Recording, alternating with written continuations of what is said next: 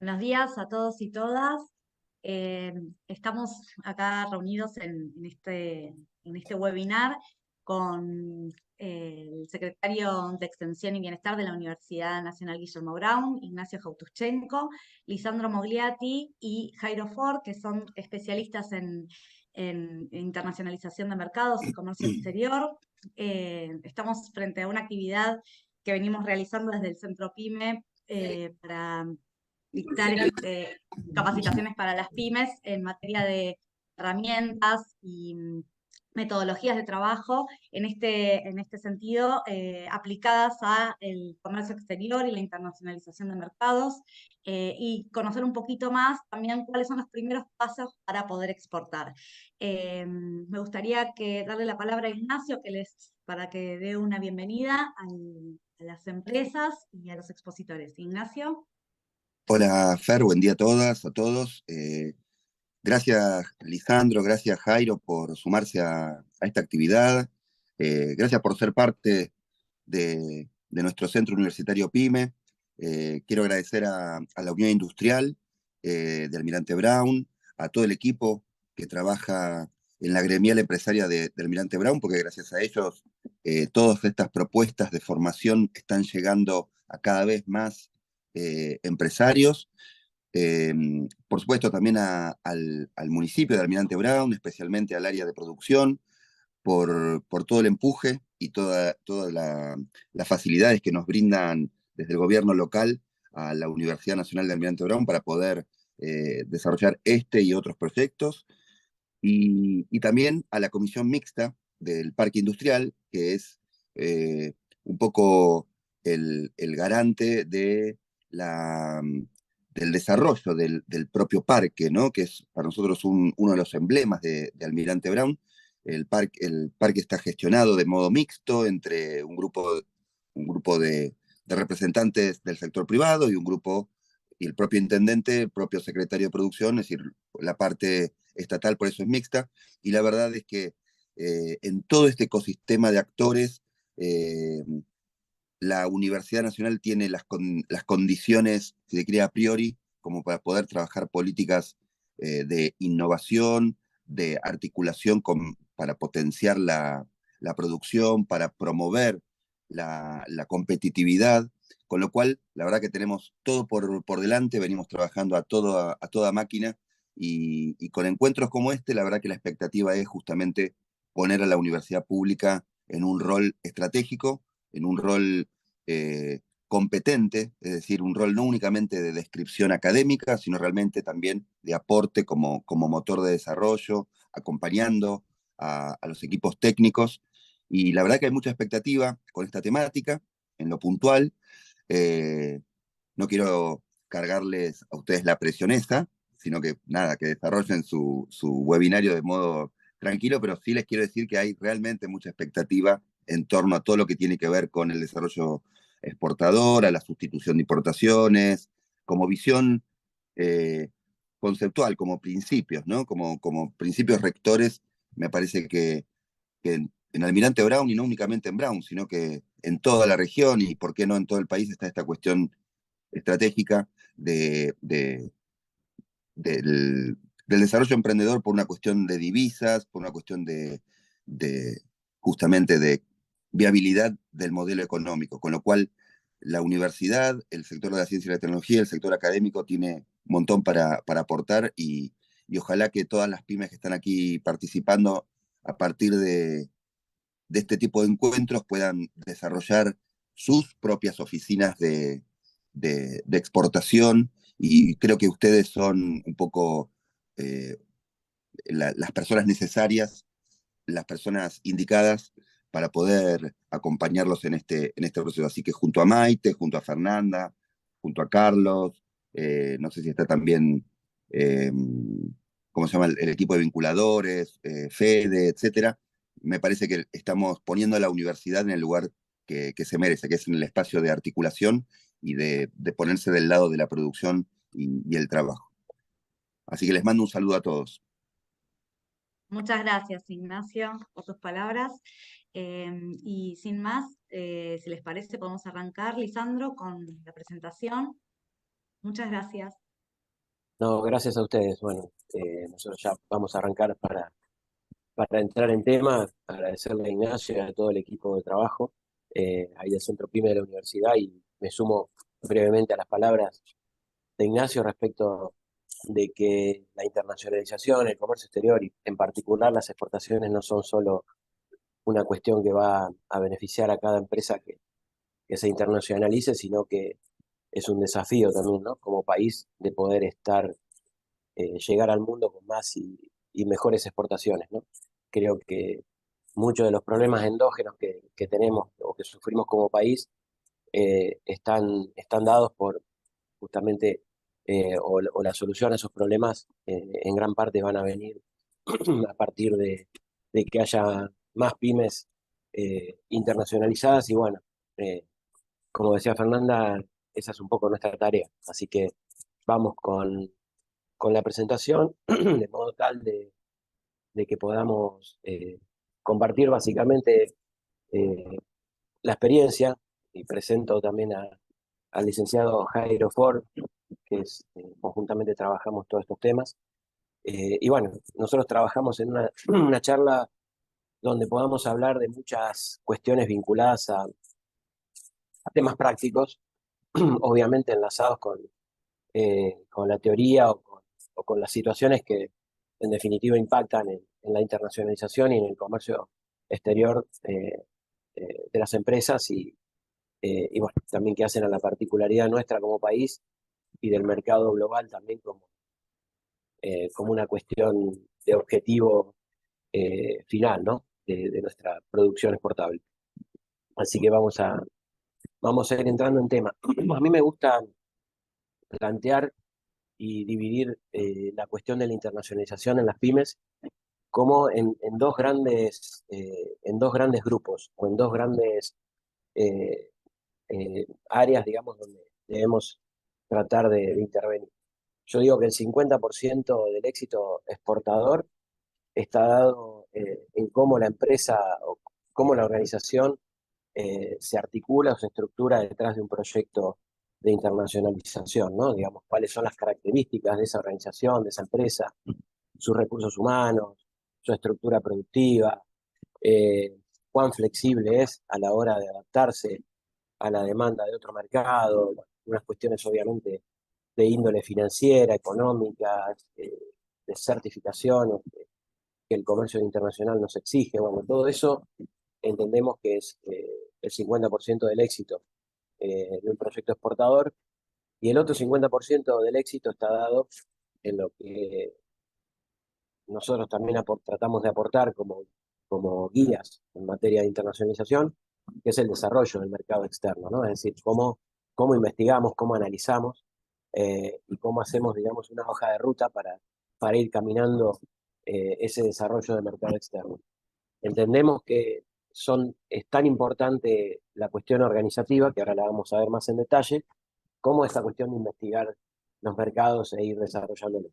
Por eso decimos que también siempre cualquier proyecto de internacionalización está afectado por factores que obviamente son endógenos y controlables por parte de la empresa, donde también nosotros tratamos de ayudar a esa organización, a esa optimización, y por otro lado factores exógenos que están fuera del control de la empresa. No sé, qué es lo que pasa con el dólar, qué es lo que pasa con la divisa, si el país devalúa, si el país no devalúa, si hay barreras arancelarias, si hay barreras pararancelarias, si afuera hay mercados más o menos permeables a la producción nacional. En fin, hay una serie de situaciones que a veces están fuera del control de la empresa, pero eso no significa que la empresa no deba estar al tanto de lo que sucede y no deba manejar la información adecuada para la toma de decisiones. Yo trato de ir rápido con esto, pero es un tema que está obviamente en boga. Nosotros hablamos que en el comercio exterior nosotros tenemos sujetos y básicamente tenemos un objeto, y el objeto es el producto o servicio que exportamos. Pero cuando planteamos el tema de los sujetos, nosotros hablamos que está el exportador, que es el que ofrece y vende una mercadería al exterior, y está el importador, que es el que demanda y compra una mercadería. Pero hay sujetos importantes y que nosotros tenemos que conocer cómo operan y cómo influyen en el comercio exterior, que es el rol de los estados, tanto el estado del importador como el estado del exportador. Entonces, en la lógica de la internacionalización decimos que los estados son los que regulan el comercio internacional y en definitiva, eh, el estado es como que va, digamos, desde el libre comercio al proteccionismo, en una escala obviamente de grises siempre, porque no hay ningún estado que sea del todo liberal, ni tampoco del todo proteccionista, también se mueven de acuerdo a determinados intereses, y para eso se utilizan distintos instrumentos de política comercial.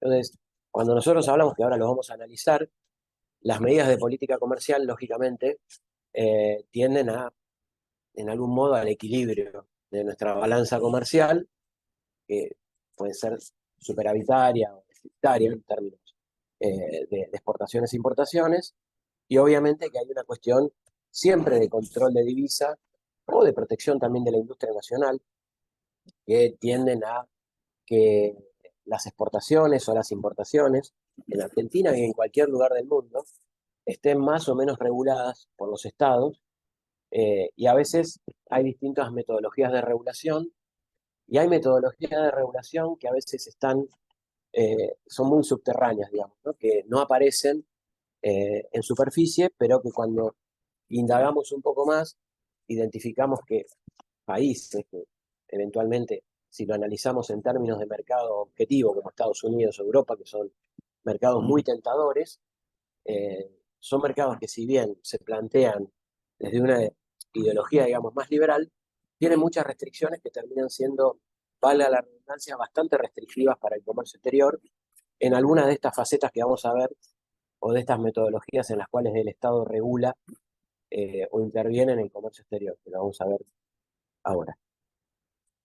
Nosotros hablamos si es importante un primer análisis que nosotros siempre hacemos con nuestros clientes y planteamos que hay tres formas en las cuales el Estado interviene en el comercio exterior. Y de esto se va a derivar un poco toda nuestra charla y después también vamos a ver todos los ejemplos inherentes a estrategias de internacionalización. Los estados pueden intervenir en el comercio exterior a través de barreras arancelarias. Esto básicamente son los impuestos. Nosotros los conocemos como derechos de importación o derechos de exportación. En algún momento también podemos hablar de retenciones, por ejemplo, que es un tema bastante eh, discutido en Argentina, ¿no? A las exportaciones, pero bueno, existen las barreras arancelarias, que es un derecho, después lo vamos a ver más en detalle, pero es un impuesto que establece el gobierno a las importaciones y también en algunos casos a las exportaciones. Ahí encontramos derechos de importación y derechos de exportación, ¿no? Dependiendo se trate que estemos hablando de exportar o importar. Pero acá hay algo muy importante respecto a la intervención del Estado a través de una barrera arancelaria. Y acá nos metemos en otro tema importante.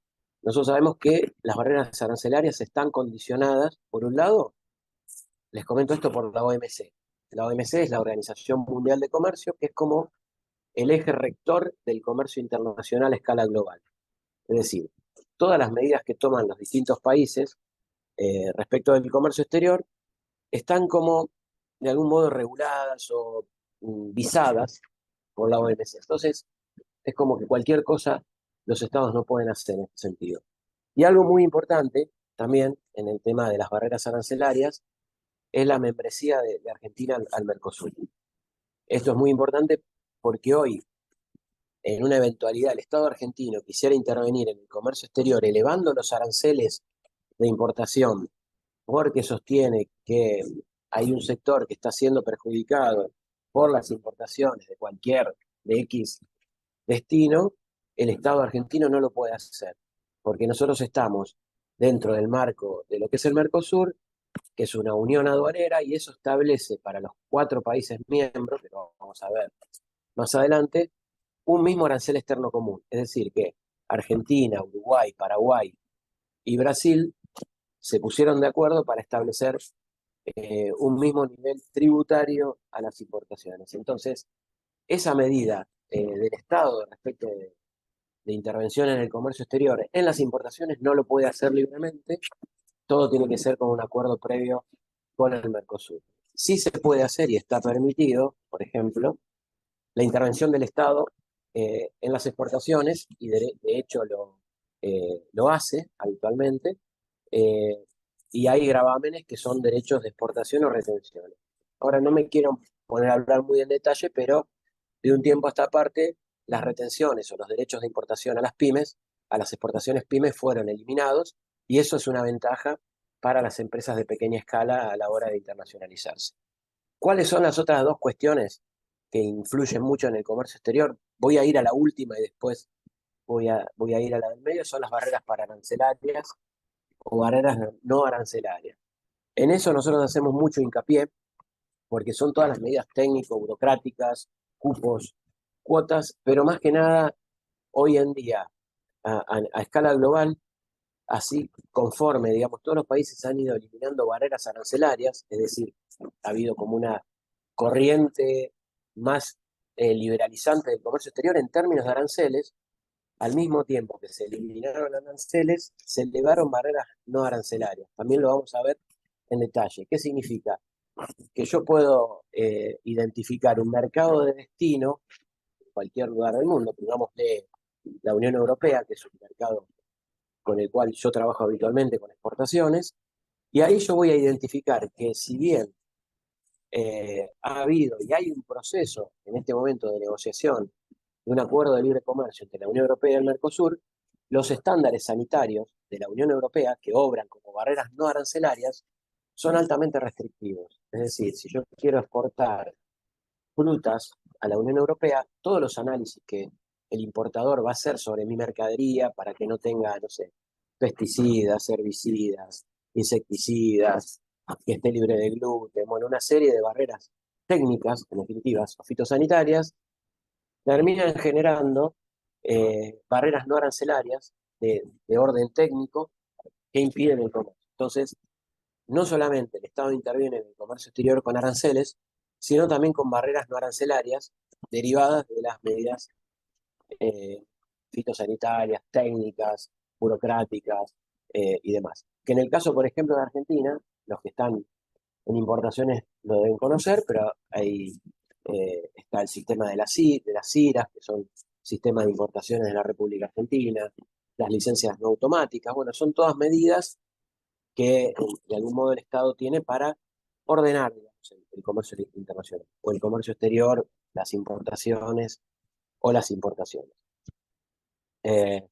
Bien, el último punto, que en este caso es el del medio, estamos hablando del tipo de cambio. Y acá es importante mencionarlo porque sabemos que también estamos en un proceso de transición política que nadie sabe qué es lo que va a ocurrir con la divisa, pero el tipo de cambio es un dato muy importante a la hora de exportar o de importar, porque en definitiva la política cambiaria que tenga el país en cada coyuntura es lo que va a determinar la competitividad relativa de nuestra moneda respecto de la cotización de un producto, ¿no? Digo, no es lo mismo tener un dólar como oficial de 350 pesos, que es el dólar oficial hoy, y ahí voy a abrir un paréntesis respecto de las exportaciones, eh, o también, digamos, si miro las importaciones, que eso es algo que nos consultan bastante, ustedes saben que una importación también se hace al dólar oficial, es decir, los importadores también compran mercadería del exterior, más o menos 350 pesos, que es el dólar oficial que se utiliza en el comercio exterior. Entonces, el tipo de cambio hoy está, entendemos que en una transición, pero tenemos certeza de que va a haber un movimiento del tipo de cambio que va a terminar favoreciendo a las exportaciones y seguramente va a terminar, como dice ahí, encareciendo las importaciones, porque supongamos un tipo de cambio en lugar de 350, de 500 pesos, obviamente que va a hacer que el valor de nuestras exportaciones en términos relativos contra el dólar, contra el euro, contra el real o la moneda que fuere, sean más competitivas. Y ahora quiero comentarles algo breve que es de coyuntura respecto del tipo de cambio. Ustedes saben que hubo una modificación muy reciente en materia de exportaciones, y hoy, si bien el tipo de cambio sigue siendo 350, hay una combinación, que después si alguno tiene una duda por privado, se lo comento un poquito más en detalle. Hoy si nosotros exportamos, vamos a encontrar la posibilidad de que el 70% del valor de la exportación que estamos haciendo, la vamos a tener que liquidar al bulk, es decir, al mercado único y libre de cambios, y un 30% lo vamos a poder liquidar a lo que sería más o menos la cotización del contado con líquido. Eso nos da un promedio que es variable en función de la cotización del contado con líquido de unos 550 pesos. Es decir, que una regulación muy reciente del gobierno ha permitido que cuando exportemos pasemos de un valor de 350 a un valor más o menos de 550 pesos. Pero bueno, esto es una medida coyuntural, pero que nos hace presuponer que en breve el tipo de cambio va a ser mucho más alentador para las exportaciones. Entonces, resumiendo, el Estado interviene en el comercio exterior de tres maneras posibles. Dijimos, barreras arancelarias. Hoy únicamente el Estado argentino puede quitar y poner derechos de exportación, no así barreras arancelarias a la IMPO. Para eso tiene que haber un acuerdo con el Mercosur, porque estamos dentro de ese acuerdo de integración regional. Sí, se pueden trabajar con medidas no arancelarias, medidas técnico-burocráticas. De hecho, también el resto de los países, como comentaba, la situación en Europa lo hace. Y el tipo de cambio, que eso va a favorecer o va a jugar en contra de las exportaciones o las importaciones, dependiendo un poco de la política económica que establezca el gobierno. Esto es lo primero que quería comentarles, porque me parece que nosotros partimos de estas variables que el empresario no controla a la hora de exportar o de importar, ¿no? Entonces, bueno, para, para hablar un poquito más de esto y después ya pasar a temas más prácticos, ¿cuáles son las medidas que afectan el comercio exterior? Que es lo que veíamos recién, a modo de repaso.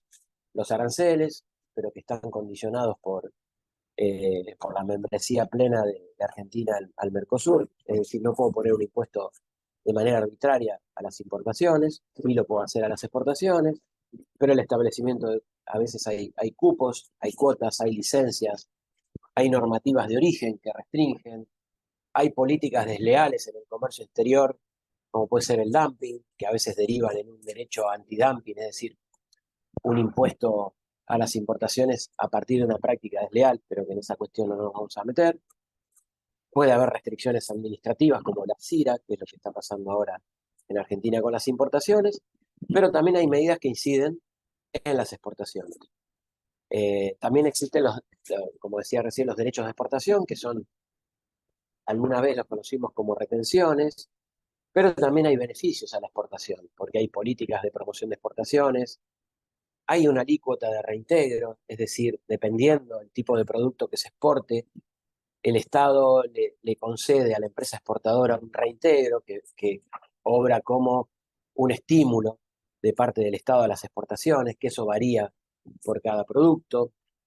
Hay regímenes, por ejemplo, de importación temporaria, lo explico muy brevemente, pero si yo quisiera traer un producto importado o un insumo para ser incluido dentro de una matriz productiva, de un producto que después voy a exportar, bueno, puedo hacer una importación temporaria bajo un régimen que se llama admisión temporaria, no pagar los tributos y después reexportar el producto final. Bueno, hay distintas cuestiones que tienen que ver con medidas que inciden en las exportaciones y que siempre es bueno consultarlas con anterioridad, que eso es lo que nosotros le decimos a cualquier empresa, que no tome decisiones, tanto de Expo como de Impo, sin antes tener un acabado conocimiento de todas las cuestiones restrictivas, promocionales y de todas las intervenciones que tiene cada mercadería, tanto si estamos hablando de exportaciones, por ejemplo, en el país como en el exterior.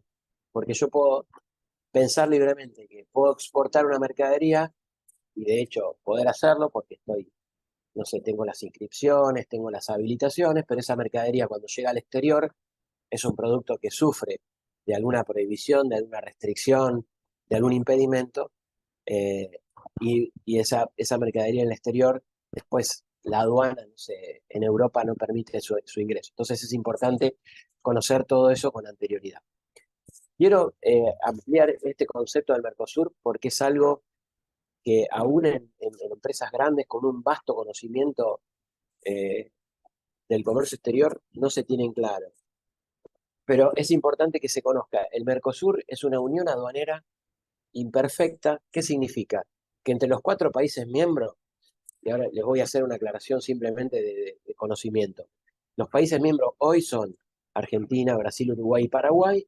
Venezuela pertenecía al Mercosur, digamos, por una cuestión política en su momento, no voy a hacer hincapié sobre el tema, fue apartada como miembro pleno. Eh, Bolivia está en negociación para convertirse en miembro pleno del Mercosur, pero hoy día no lo es.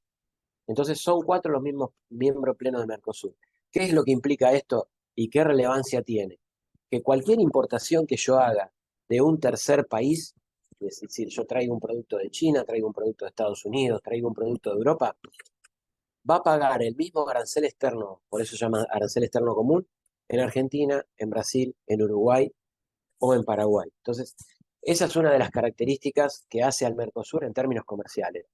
Pero lo otro que es importante para que el empresario lo conozca, a la vez de que tenemos un mismo tributo a las importaciones que afecta el ingreso de mercadería de terceros países, todos los países que somos miembros del Mercosur, además existe el libre comercio entre los países del Mercosur. Es decir, yo exporto una mercadería a Uruguay y mi cliente de Uruguay no va a pagar derecho de importación. Es decir, esa mercadería va a estar exenta del pago del derecho de importación.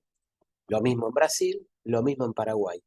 Y acá, en el último punto, es algo importante porque, además de los miembros, de ser miembro pleno, el Mercosur prevé otro estatus. Es decir, no solamente permite el comercio, el libre comercio con los miembros plenos, sino que abrió en su momento el juego a la posibilidad de establecer zonas de libre comercio, por ejemplo, Mercosur-Chile, Mercosur-Perú, Mercosur-Ecuador, Mercosur-Colombia. ¿Qué significa esto? Que yo, empresario pyme, en Almirante Brown, tengo un cliente en Chile y Chile no forma parte del Mercosur, entonces yo puedo estar pensando que las exportaciones a Chile no están beneficiadas con la desgravación arancelaria en destino, y no es así. Mis exportaciones a Chile también van a estar exentas del pago de derechos de importación en Chile. ¿Por qué? Porque Chile y Mercosur, lo mismo que Chile, perdón, Perú Mercosur, Ecuador Mercosur, Colombia Mercosur, establecieron un acuerdo de libre comercio, que en un sentido práctico, a la hora de exportar, es lo mismo que si yo estuviera exportando a Brasil. No voy a pagar, mi mercadería no va a tributar derechos de importación a la hora de ingresar a estos países. Entonces, eso es importante saberlo, porque a veces partimos de un desconocimiento y a la hora de analizar clientes, lo llevo ya a un tema práctico. Si yo identifico un cliente en Chile, tengo que saber que voy a tener esa ventaja comparativa en términos de aranceles. Para esto, ¿qué es importante? El empresario tiene que tramitar, conjuntamente con la mercadería, una certificación que se llama certificado de origen. El certificado de origen es un documento que en general acompaña al resto de la documentación de comercio exterior y lo que certifica, vale la redundancia, que esa mercadería es originaria, en este caso de Argentina. Con la presentación de ese certificado por parte de nuestro cliente importador en Chile, en Perú, en Brasil, en Uruguay, en Paraguay, nuestro cliente se va a eximir del pago del derecho de importación. Entonces, este es un tema, dentro de los temas importantes, este es algo que nosotros tenemos que marcar, ¿no? Es algo que nosotros también lo ponemos como tema básico. Es importante que además de conocer esto que vimos recién, entender con qué otros países el Mercosur tiene acuerdos. ¿Por qué hablo del Mercosur? Porque así como nosotros no podemos poner un impuesto a las importaciones de manera arbitraria, Argentina mañana no puede celebrar un acuerdo de libre comercio con, no sé, digo cualquier cosa, con India, por poner un mercado que es muy importante para las exportaciones agroindustriales argentinas. Cualquier acuerdo de libre comercio se celebra de manera cuatripartita a través del bloque. Es decir, el acuerdo lo va a hacer el Mercosur con India, y derivado de ese acuerdo entre el Mercosur e India, vamos a ir a tener una ventaja comparativa. Por ejemplo, el Mercosur tiene un acuerdo de libre comercio con Egipto. Entonces, al igual que yo les explicaba recién, que yo puedo, un empresario de Almirante Brown, o cualquier otro lugar del país, que tenga un producto exportable a Chile, a Perú, a Brasil, por acuerdo Mercosur, dentro, digamos, tanto sea miembro pleno, como puede ser Brasil, Uruguay y Paraguay, o miembro asociado a la zona de libre comercio, como puede ser Chile, Perú, Ecuador, Colombia, va a obrar de la misma forma con Egipto. ¿Por qué? Porque Mercosur y Egipto tienen un acuerdo de libre comercio. Entonces, a la hora de analizar a qué mercado yo puedo vender, una de las primeras cosas que nosotros recomendamos es, bueno, fíjate si hay un acuerdo de libre comercio, porque ahí vas a tener una ventaja, porque tu cliente en el exterior no va a pagar el derecho de importación. Entonces, esto que hablamos de Spaghetti Bowl es algo importante a analizar porque hay una multiplicidad de acuerdos a nivel mundial. No sé si hasta acá alguno tiene alguna consulta para hacerlo más participativo y bueno, cualquier interrupción es bienvenida porque es para clarificar o para aportar, ¿no? Me dicen y lo vamos viendo. Un tema importante que parece una verdad de perogrullo, pero que muchas veces el empresario no lo tiene resuelto, y yo lo digo cuando se lo digo a los alumnos en la facultad cuando damos clase para que se entienda de qué se trata, pero también se lo comento a los empresarios. Nuestro producto no se llama, bueno, ahí yo puse una serie de difusiones porque es un mercado que nosotros trabajamos mucho, eh, pero bueno, nuestro producto no se llama, eh, como digo, bueno, yo trabajo mucho con la manzanilla, no se llama manzanilla en el mercado internacional, aunque se llama manzanilla o camomila en portugués o chamomile en inglés, como fuere. Nuestro producto a nivel internacional tiene una serie de dígitos. En el Mercosur es la nomenclatura común del Mercosur, que es la que clasifica los productos, asignándole un único número de referencia a escala global que va a determinar que ese producto es el mismo en cualquier lugar del mundo. Y esto es importante que el empresario lo entienda y lo sepa, porque mi cliente en el exterior lo primero que me va a pedir es la posición arancelaria de mis productos. E imaginemos, no sé, una empresa que tenga 50 productos, cada producto va a tener una nomenclatura distinta. Entonces, yo lo primero que tengo que hacer es conocer y hacer clasificar mi mercadería. Mi mercadería va a ser lo que fuere, no sé, rodamientos eh, X, y eso va a tener un número, va a tener un dígito en la nomenclatura común del Mercosur, que cuando yo le diga a mi cliente, mira, yo soy productor de, no sé, tal cuestión, o de tal producto, no sé, yo estoy tomando un mate, no sé, estoy ofreciendo termos. Bueno, los termos dentro de la nomenclatura común del Mercosur van a tener una serie de dígitos. Y yo, además de decirle, te ofrezco este producto, le tengo que decir, además este producto se clasifica bajo tal posición arancelaria. Entonces, eso también es otra de las cuestiones que son muy importantes a la hora de identificar a nivel global el producto. Pero este número tiene una importancia de, a ver, esto también se hace para evitar, imaginemos que yo quiero vender en China y no existiera la nomenclatura o la posición arancelaria, bueno, por ahí las variantes idiomáticas en las traducciones a veces serían complicadas para que me entienda un chino que estoy hablando de lo mismo. Entonces, para salvar esas cuestiones, alguien alguna vez imaginó la nomenclatura o la posición arancelaria, es una muy buena idea. Eso por un lado, para identificar el producto, pero tiene otra cuestión saliente. Eso que yo les hablé de los tributos, los impuestos en definitiva, a las exportaciones o a las importaciones, para la aduana están relacionados con la posición arancelaria. Es decir, a la hora en que yo haga, no sé, exporte o importe un producto, la aduana me va a pedir la posición arancelaria de ese producto y cada posición arancelaria va a tener un tributo distinto. Es decir, no existe un impuesto a las importaciones o a las exportaciones idéntico. Si yo exporto termos o importo, por ejemplo, para entenderlo mejor, seguramente el termo va a tener por supuesto, una posición arancelaria distinta y un derecho de importación distinto. Hay un concepto que obra como regla general, que cuanto más desarrollado o cuanto más valor agregado tiene un producto, los impuestos a las importaciones son más altos, el derecho de importación. Y a la inversa, cuanto menos elaborado está un producto, los impuestos son más bajos. Esto es una regla general, pero como toda regla, rápidamente podemos encontrar, digamos, la excepción que confirma la regla, como dice la frase. Entonces, generalmente nosotros obligatoriamente tenemos que tener la posición arancelaria, NSM, se llama Nomenclatura Común de Mercosur, con la cual, además de identificar la mercadería a nivel global, nosotros vamos a poder saber qué tributos tenemos. Y hago una distinción que también es común que el empresario equivoque rápidamente.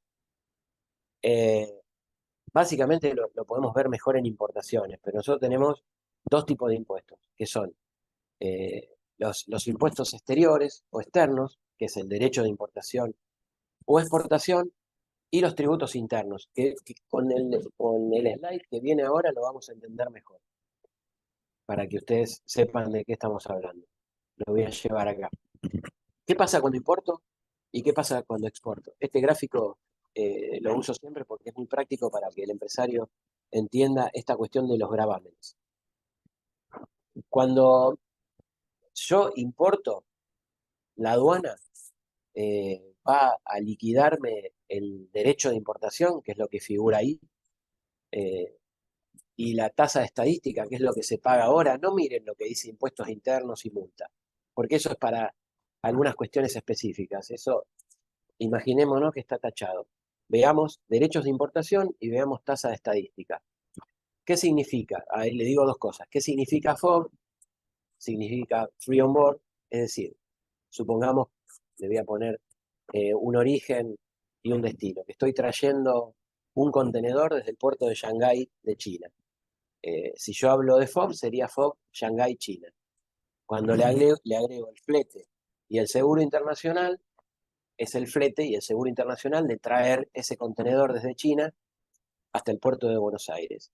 Con ese FOB en China, más el flete y el seguro, yo termino llegando al CIF, que en inglés quiere decir Cost, Insurance and Freight, digamos, el costo, el seguro y el flete. Es importante que esto lo entiendan. Sobre esa base de costo, seguro y flete, la aduana, a mí, en este caso como importador, me va a aplicar el derecho de importación y la tasa de estadística. Que la tasa de estadística es justamente una tasa que le permite al INDEC o financia para que el INDEC haga las estadísticas de comercio exterior, que es una tasa bastante variable, que puede ir del 0,5 hasta el 3%. Y después el derecho de importación, que va a depender de dónde viene la mercadería, qué tipo de producto es. Y les digo algo, el derecho de importación, cuando yo importo, por ejemplo, de Brasil o de cualquier otro país del Mercosur o de cualquier otro país con el cual Argentina tiene convenio, el Mercosur tiene convenio, ese derecho de importación no va a existir. O sea que ese derecho va a ser cero. Por eso es importante saber con quién comercializamos, con qué países del mundo comercializamos. Entonces, importante que sepan esto. En importación, el gravamen a la hora en la que arriba la mercadería del exterior va a ser sobre CIF, sobre el costo de la mercadería más el seguro, sobre el precio sería, más el seguro y el flete internacional. Sobre eso la aduana va a decir, bueno, esta mercadería que viene de China paga, digo algo hipotético, el 15% de derecho de importación y el 1% de tasa de estadística.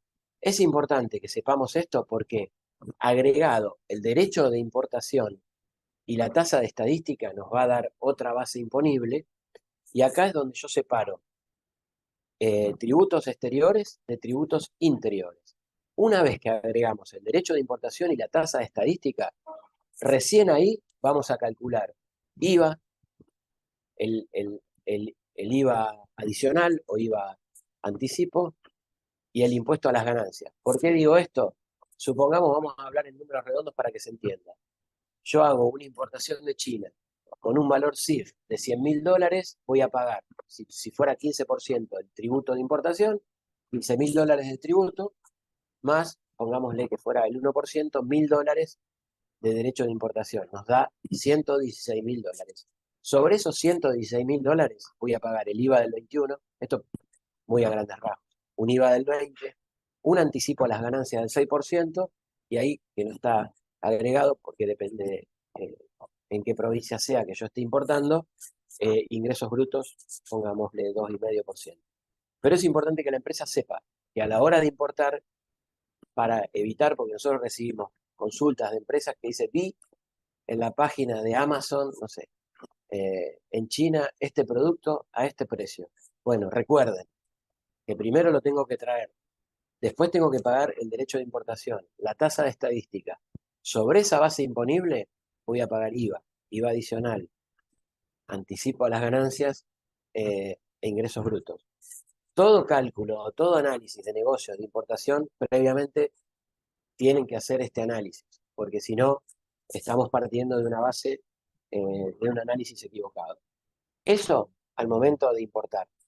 ¿Qué tengo que mirar a la hora de exportar? Por supuesto, conocer la posición arancelaria de mi producto. Y acá es un poco más sencillo. Voy a tener que mirar dos cosas. ¿Qué derechos de exportación tengo o retenciones? Como les decía hoy, el gobierno en este último tiempo eliminó prácticamente para todos los productos o para todas las posiciones arancelarias el derecho de exportación a las pymes, no en general. Y a muchas economías regionales también le eliminó los derechos de exportación. Hablo de cosas que conozco. Hasta, o sea, dentro de los... O sea, yo trabajo en una empresa exportadora a nivel global de manzanilla. Nosotros hasta el año pasado teníamos un derecho de exportación del 4,5%, y a partir de que se determinó que la manzanilla también es una producción regional, se eliminó. Entonces la empresa en la cual yo trabajo, paga cero, o no paga, dejó de pagar derechos de exportación y recibe un pequeño reintegro, no recuerdo ahora si es del 2 o del 2,5%. Otra diferencia interesante. Sobre qué va, así como en la importación la aduana va a liquidar los derechos de importación y las estadísticas sobre CIF, en exportación la aduana me va a pagar a mí, en este caso, o yo le voy a pagar a la aduana si son derechos de exportación o retenciones sobre el valor FOB. Son dos cosas importantes que es bueno tenerlas como anticipadas. Disculpen, acá hay una pregunta que me hacen. Anticipo, IVA, ventas, ganancias, son porcentajes fijos, son alícuotas, exacto. Está buena la pregunta que hace Jorge, porque, como para que se entienda, Jorge, vos traes un producto, como hacíamos ese cálculo de China, cuando llega al puerto de Buenos Aires, estamos hablando de cotización CIF, costo, seguro y flete. Sobre esa base imponible, la aduana me va a cobrar derecho de importación y tasa de estadística. Una vez que yo le cobré, perdón, que la aduana me cobró o incluyó tasa de estadística y derecho de importación, que hicimos en ese ejemplo, que nos daba $116.000, sobre esos $116.000 la aduana va a cobrar el IVA del 21, el IVA del 20, el 6% de anticipo de ganancias, pongámosle que el 2% de ingresos brutos. Esos valores van a ser sobre esos hipotéticos $116.000. Son porcentajes fijos sobre el valor CIF más los tributos aduaneros, que son el derecho de importación y la tasa estadística. Espero que te haya quedado claro, Jorge, si no después no, nos consultás. Pero bueno, es importante que eso se sepa, porque si no partimos de conceptos donde a veces no entendemos bien cómo formular nuestro costo de importación, ¿no? Yo voy a ir paso porque si nos vamos a quedar cortos con los temas. Pero bueno, eso quería que lo tuvieran. Algo importante. Bueno, esto un poco voy a tomar el tercer párrafo, nomás porque el otro lo estuvimos haciendo, lo estuvimos hablando. Hay un aspecto fundamental que nosotros vemos con Jairo siempre en las intervenciones que hacemos con nuestros clientes, que muchas veces hay gran reticencia de parte de las empresas de hacer modificaciones en los productos a la hora de exportar. Y a veces las modificaciones, a ver, no sé, digo algo muy simple para que se entienda. Cuando se exporta un producto, muchas veces el cliente del exterior no nos pide ninguna modificación en el tipo de producto ni en el packaging. Pero, por ejemplo, hay un etiquetado obligatorio cuando yo vendo, no sé, porque algo en lo que trabajamos, tenemos clientes que hacen té, por ejemplo.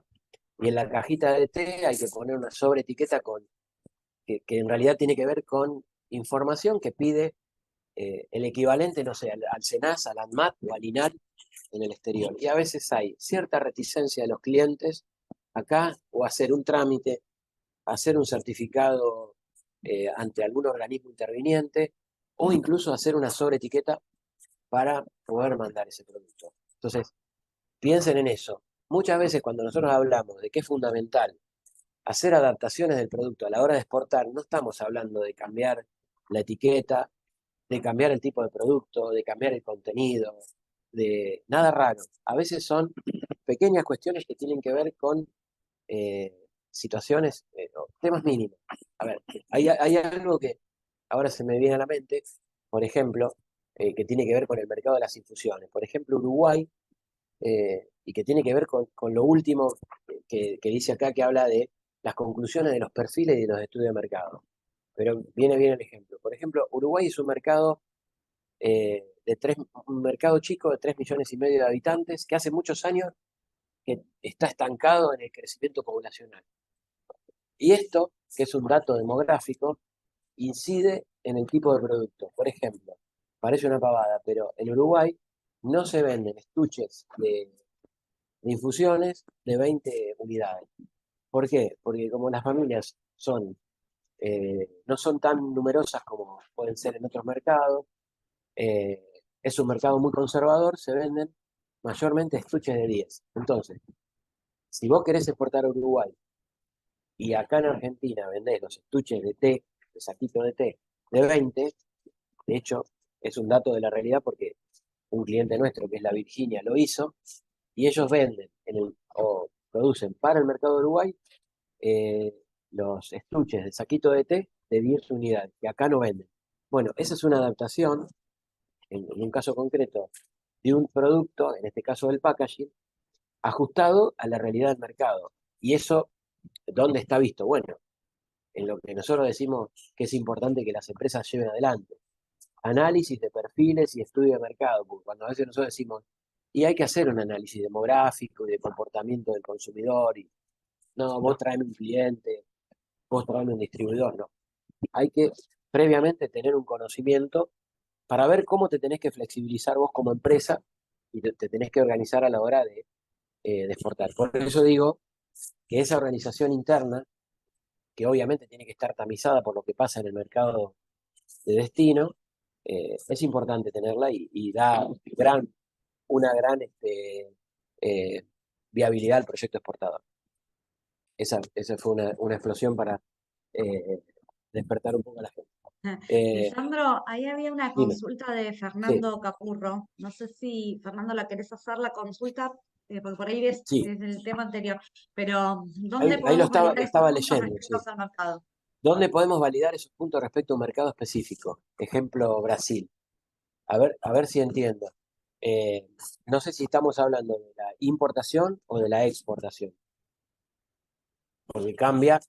Si yo estoy mirando que lo que quiero hacer es traer un producto de Hola, Brasil, ¿qué tal? sí, Abro micrófono para hacerlo un sí, sí, poquito sí, más rápido y más simple.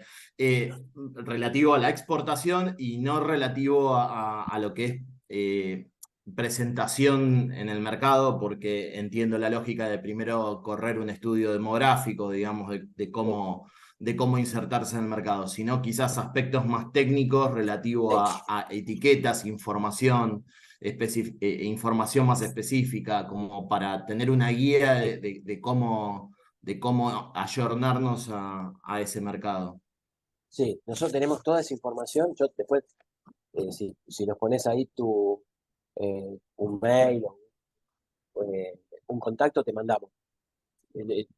Abro paréntesis con esto, porque también es información que está más adelante en la charla, pero que habla de, digamos, la labor de, de las oficinas de promoción comercial argentinas en el exterior. Y no quiero hablar de lo genérico, sino de lo específico, porque vos mencionaste el caso de Brasil.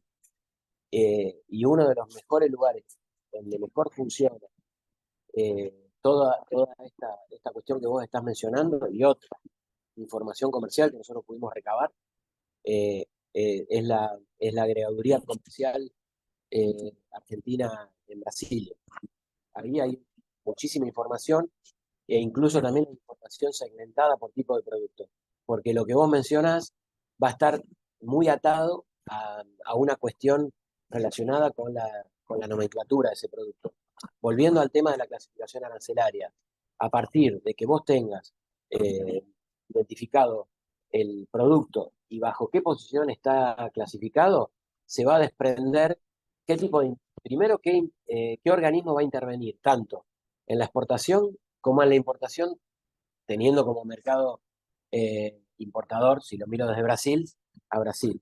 Ahí te va a decir, bueno, interviene el equivalente al SENASA en Brasil y te van a pedir una etiqueta donde esté, no sé, contemplada la información nutricional, donde su establecimiento elaborador haya sido validado por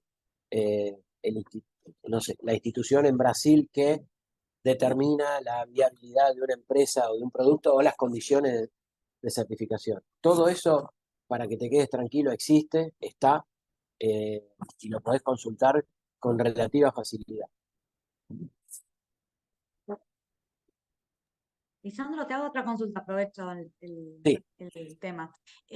Ahora con el tema de los hexágonos, por ejemplo, que nosotros tenemos con información nutricional y demás, que es una exigencia del país, ¿eso también se ve reflejado a la hora de exportar? O sea, ¿lo tenés que modificar pensando en el país al cual estás exportando? No, ¿O es que ya hay cómo lo algunos manejas?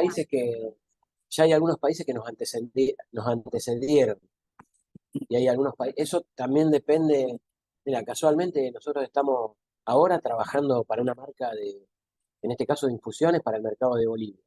Y justamente pasaba eso, que hay algunas cuestiones que están, por ejemplo, algunos productos o la denominación de algún insumo, más que un producto, que vos lo tenés que declarar en la etiqueta la existencia de o la incorporación de tal producto, no sé, dentro de una mezcla de distintas hierbas, o que determinada hierba no está permitida o no está permitido ser utilizado en ese país. Pero bueno, yendo al caso específico de los hexágonos, nosotros tenemos que tener la etiqueta tal cual como la tenemos en el mercado interno. Lo que vamos a hacer por cada país, de acuerdo a la legislación del país de destino, que es lo que yo decía al principio, una sobreetiqueta. Que si vos lo ves en los productos importados, también existe acá. Vos das vuelta y vas a ver una etiqueta en general blanca que está pegada, no sé, en un frasquito, no sé, en un paquete de cualquier tipo de producto importado que dice el nombre del importador, el número de establecimiento y algunas otras cuestiones que exige el organismo habilitante acá. Que en general nosotros tenemos el ANMAT y o el INAL, dependiendo del tipo de producto que se trate. Pero no, por eso te digo, nosotros no tenemos que hacer a priori ningún tipo de modificación de ninguna etiqueta. Lo que tenemos que hacer es colocar sobre etiquetas que van dentro del packaging del producto y eso es totalmente variable de acuerdo a la normativa del país de destino y de acuerdo al tipo de producto. Entonces ahí no hay una regla general, sino que la regla va a emanar de cada uno de los mercados de destino.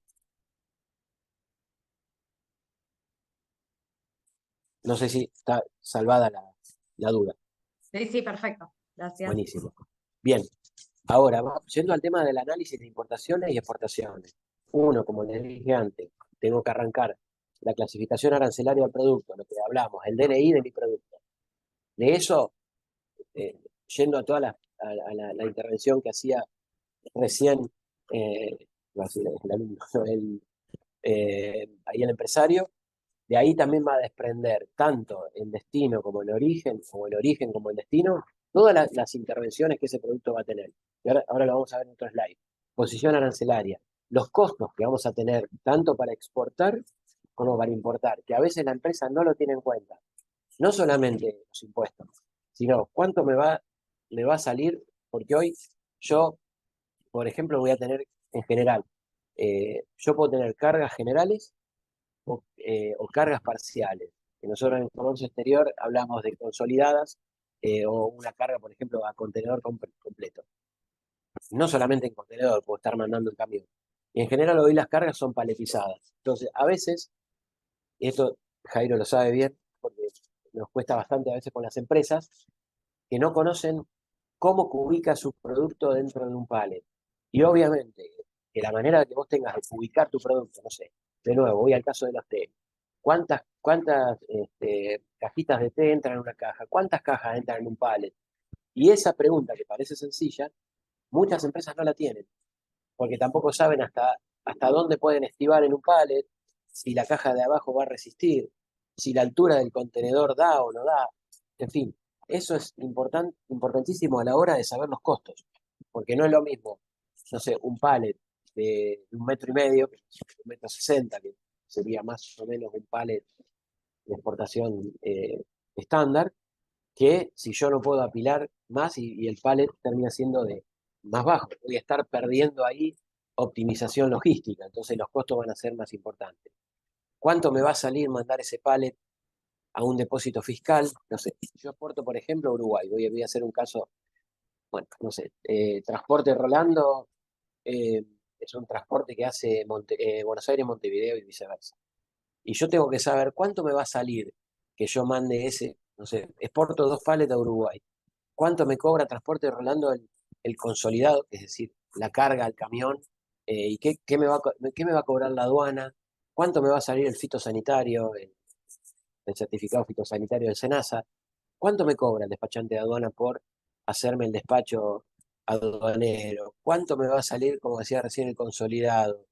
¿Y cuánto va a terminar siendo el costo de mi producto puesto en Uruguay? Son cosas que muchas veces la empresa desconoce y es importante saberlo porque hemos visto o hemos tenido que rectificar errores de empresas que le llega un mail de Uruguay y alguien dice, bueno, cotizame, eh, no sé, FCA Buenos Aires, 2 pallets de tal producto. Y entonces hizo un cálculo más o menos a ojo de buen cubero y dice, bueno, tanto.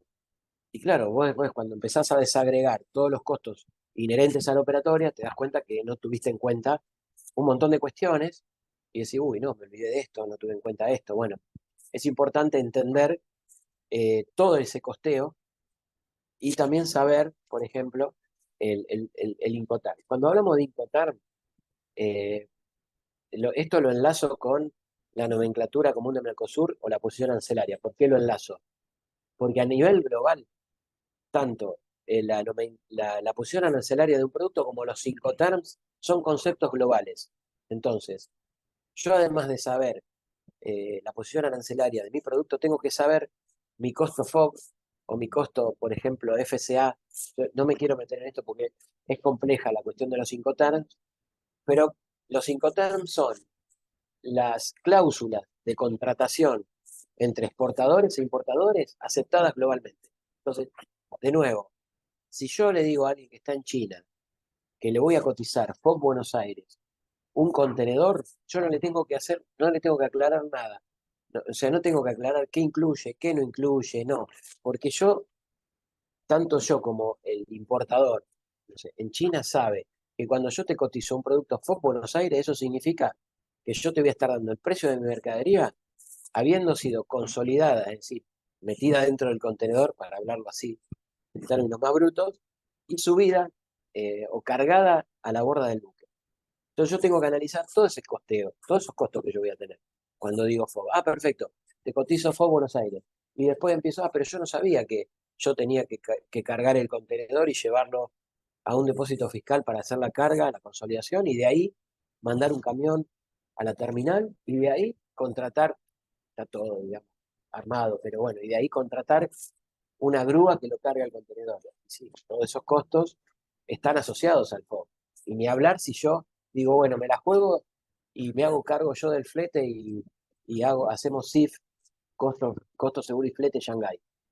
Y no tuve en cuenta que no pedí la cotización del flete internacional. Entonces, yo tengo que saber bajo qué Incoterm, si estoy cotizando FOB o estoy cotizando CIF, o estoy cotizando, yo tiré un término ahí, FCA, ese es el término que se utiliza cuando hago cargas terrestres, que FCA es franco transportista, es decir, yo llevo dos pallets, como le decía el caso recién, al depósito fiscal en Buenos Aires, al transportista, digamos, que hace la ruta Buenos Aires-Montevideo. Ahí sería un FCA. No me voy a meter en ese tema que algunos lo confunden con el FOB, pero bueno, no da para todo eso. Pero bueno, sí es importante conocer los costos para no meter la pata en ese sentido. Y el último punto, que también tiene que ver con lo que preguntaban sobre el cumplimiento de los requisitos, yo tengo que saber de antemano qué regulaciones yo tengo que cumplir. Y si estoy exportando un producto alimenticio, que es otro tema que con Jairo sufrimos bastante, hay organismos intervinientes, que en general es el SENASA, es el ANMAT y es el INAC. Y a veces no son trámites complejos. Pero bueno, yo tengo que tener ese papelito o ese documento que dice, la empresa fulano de tal cumple con la normativa fitosanitaria argentina para poder exportar a Brasil. Y eso es importante que lo sepamos de antemano, porque a lo mejor es hacer un trámite intranet a través ante el ANMAT, por ejemplo. Pero bueno, lo tengo que saber antes, no al momento en que está hecha la operación y me tengo que poner. Entonces, tengo que conocer y saber que cumplo con las regulaciones o reglamentaciones administrativas y sanitarias. Pero bueno, esto es para que son cosas que tenemos que saber de antemano, ¿no? No sé si más o menos queda claro, pero bueno, acá en esto no me quiero meter, con esto los vamos a confundir, pero para que lo vean, una foto. Cuando nosotros negociamos con nuestro cliente del exterior, o al revés, puede ser nuestro proveedor, hay un montón de cláusulas sobre las cuales yo puedo hacer un contrato de compraventa internacional. En general conocemos que ahí las pueden ver el FOB y el CIF, que son las que... Pero hay infinidad de alternativas. Implican distintos costos y algo muy importante que está en el último punto, a ver si cual lo veo, pero que tiene que ver con dónde se transmiten los riesgos. Eso es muy importante, porque no solamente es un tema de costos o de decir quién contrata el flete internacional. Es decir, si yo cotizo FOB, yo me tengo que preocupar como exportador y hablamos de una venta de un contenedor marítimo, yo, entre comillas, me olvido de la situación cuando sé que cargaron el buque sobre la borda, perdón, el contenedor sobre la borda del buque. Entonces, ahí me olvidé. Pero si yo me tomo, digamos, la atribución de contratar el flete internacional, yo tengo que tener también cierto control cierto control no, yo tengo que contratar el flete internacional hasta el lugar de destino. Pero bueno, también hay una cuestión de transmisión de riesgos. Entonces, todo no solamente es si yo me hago cargo de contratar el flete, sino de dónde, a partir de qué momento empieza el riesgo de la otra parte. Y les digo algo que es también de manual, pero es interesante para entender este concepto. Si yo exporto FOB o exporto CIF, en términos de riesgo, no de quién contrata el flete, eso es algo interesante, la transmisión del riesgo del exportador es cuando el contenedor fue cargado arriba del buque.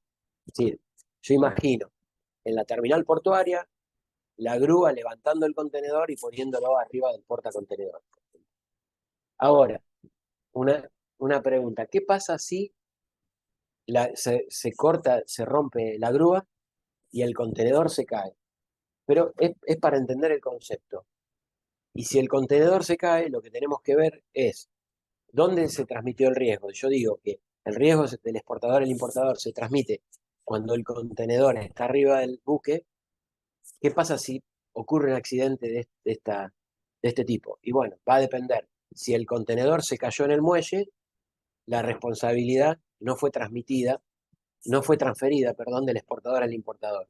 Pero si el contenedor cayó arriba del buque, yo ya cumplí con la transmisión del riesgo al importador. Entonces, con con esta cosa que es como un cuentito, yo digo que no solamente es importante saber si yo como exportador contrato o dejo de contratar el flete, sino cuestiones inherentes a transmisión del riesgo. Eso es muy importante que sepamos en qué momento hay una transmisión del riesgo y qué riesgo asumo cuando vendo o cuando compro una mercadería, ¿no? Porque no digo que vaya a pasar específicamente eso, pero son cosas que ocurren muchas veces, ¿no? Bueno, ahora sobre los agentes, digamos, los auxiliares del comercio exterior. Importantísimo, importantísimo. Nosotros hablamos de los sujetos del comercio exterior y del objeto. Hablamos del objeto del comercio exterior, es el intercambio de una mercadería o de un servicio, ¿no? El bien que se exporta o que se importa. Y los sujetos, el importador o el exportador, o hablamos de los estados. Pero algo muy importante son los auxiliares del comercio exterior. Y los auxiliares del comercio exterior son el despachante de aduana, que es un gran aliado del exportador al importador, o el agente de transporte internacional, ¿no? Que es con el que yo voy a ver el tema de, de qué es el flete, básicamente. Entonces, yo me voy a apoyar mucho en estas figuras, y bueno, y el despachante sobre todo es como el médico de cabecera, pero siempre hay que saber en qué cosas interviene el despachante y en qué no. Porque el despachante va a intervenir en una operatoria concreta. Es decir, yo no le puedo venir a pedir a un despachante, che, mira, tengo tal producto, quiero ver dónde lo puedo exportar. Eso no es ámbito del despachante. Al despachante yo le tengo que ir con algo concreto. Mira, cerré un acuerdo con un importador de Uruguay, tengo que despachar esta mercadería. Entonces, ahí es donde el despachante va a intervenir y va a decir, bueno, perfecto, armá eh, la factura comercial, una packing list, tenemos que tramitar el certificado de origen, ante el SENASA, si fuera un producto alimenticio, por ejemplo, tenemos que tramitar el fitosanitario, bueno, tenemos que hacer el permiso de embarque. Esas son las cuestiones en las cuales el despachante va a intervenir. Entonces, ojo con eso, sepamos qué pedirle eh, a quién, ¿no? Ahora, vamos a entrar en un tema que es muy interesante, por lo menos para nosotros, que es lo que trabajamos con Jairo, para después ir a los casos prácticos, que son la caracterización y la mecánica, según nuestro criterio, de los negocios internacionales. Y esto está todo tomado de lo que nosotros a diario vivimos eh, con exportadores, básicamente. Una, escasa utilización de fuentes de información de comercio internacional, tanto oficiales como privadas. Hay un sinnúmero de fuentes, Cancillería, eh, la Agencia de Comercio de Inversiones y de Comercio Internacional, lo que antiguamente era la Fundación Exportar, los gobiernos provinciales, incluso también, no sé, por ejemplo, ProChile funciona muy bien como alternativa de información de comercio internacional, no sé, en miles, pero difícilmente la empresa, a lo mejor por falta de tiempo, por falta de conocimiento de cómo indagar en una base de datos, pero bueno, en general la empresa toma decisiones sobre la base de, eh, digamos, inconsulta, ¿no? Si no utilizamos fuentes de información, no sabemos bien si ese país al cual nosotros nos parece que puede ser potencialmente un mercado para nuestras exportaciones, si existen prohibiciones, si existen barreras, en fin. Después, ni hablar lo que es baja inversión en estrategia de internacionalización. Muy pocas empresas, no sé, yo voy mucho, vamos, Jairo también está viajando a ferias, rondas de negocios y eventos, y vemos pocas empresas argentinas en función a la cantidad de empresas exportadoras en una feria internacional. Eh, no sé, hace muy poquito, un mes y algo, estuve en una feria de alimentos en Chile y más allá de las condiciones que podemos tener como país, me sorprendió, no sé, por ejemplo, estaban los stands, el stand de Argentina, yo creo que no tenía más de 10 empresas, y me sorprendió porque Brasil tenía un stand, no sé, yo creo que había no menos de 50, y había un stand realmente, por ejemplo, de Estados Unidos, que había también un stand de Canadá, pero el de Estados Unidos tenía fácil otras 50, o capaz que me quedo corto. Y yo decía, para mis adentros, ¿no? Decía, bueno, qué pena, digamos, que no haya más empresas siendo un mercado limítrofe, un mercado muy abierto, como es el mercado chileno, a las importaciones, un mercado muy próximo, que tenemos más allá de la cordillera y de la problemática en invierno, que se cierra el paso Cristo Redentor, pero tenemos prácticamente un tráfico internacional diario de camiones que van a Chile. Pocas empresas argentinas, digamos, promocionando sus productos, ¿no? Entonces, eso también lo vi como, y lo veo habitualmente. Entonces ahí hay una baja estrategia, digamos, de internacionalización. También un punto que dice dificultad de adaptarse a otras culturas. Y eso también lo vemos, y en este punto no digo de adaptarte a la cultura sin ánimo de China, musulmana o lo que fuere, que a veces tienen sesgos muy distintos a lo nuestro. A veces no nos adaptamos a negociar con una empresa de Bolivia, o por cuestiones incluso también culturales, ¿no? Que donde no hay tanta diferencia en materia cultural. Ejemplo, para hablar de Bolivia, porque es algo que tenemos muy medido. Bolivia es un mercado muy interesante, eh, pero bueno, el empresario boliviano tiene una particularidad. Si nosotros somos informales, el empresario de Bolivia es hiperinformal. Entonces, cuesta mucho que respete los horarios, cuesta mucho que respete, no su palabra en términos de cumplimiento, porque son cumplidores en términos de pagos y ese tipo de cosas. Pero bueno, quedás a una hora y no aparecen. Entonces, bueno, a veces el argentino, que tenemos también un sesgo similar, es reticente, no, yo no quiero con Bolivia porque eh, voy allá, me dicen que me van a recibir a la mañana, me reciben a la tarde. Bueno, ese tipo de esfuerzos tienen que ver, no estoy justificando la actitud en este caso, bastante genérica de algunas empresas, por lo menos en nuestra experiencia con Bolivia, sino para mostrarles a veces cómo nosotros tenemos que flexibilizar nuestra posición a la hora de adoptarnos. Lo mismo al revés, nosotros hacemos agenda de negocios para empresas eh, con contrapartes, clientes que cumplen con sus horarios y somos nosotros los que no cumplimos con los horarios, o no cumplimos con la agenda, o a veces, no sé, hacemos una agenda comercial, vamos a Chile, entrevistamos 3 empresas y vimos que ya nuestro objetivo potencialmente comercial lo cumplimos y la 4ª empresa que teníamos para ir a ver, no la fui a ver porque ya vi la empresa 1, 2 y 3 y ya la verdad que si me compran lo que me van a decir, no hace falta nada más. Y esa también es una presunción anticipada e incorrecta, porque los negocios se terminan cuando yo cobré al menos la primera operación y decimos que fidelizamos a la 4ª operatoria.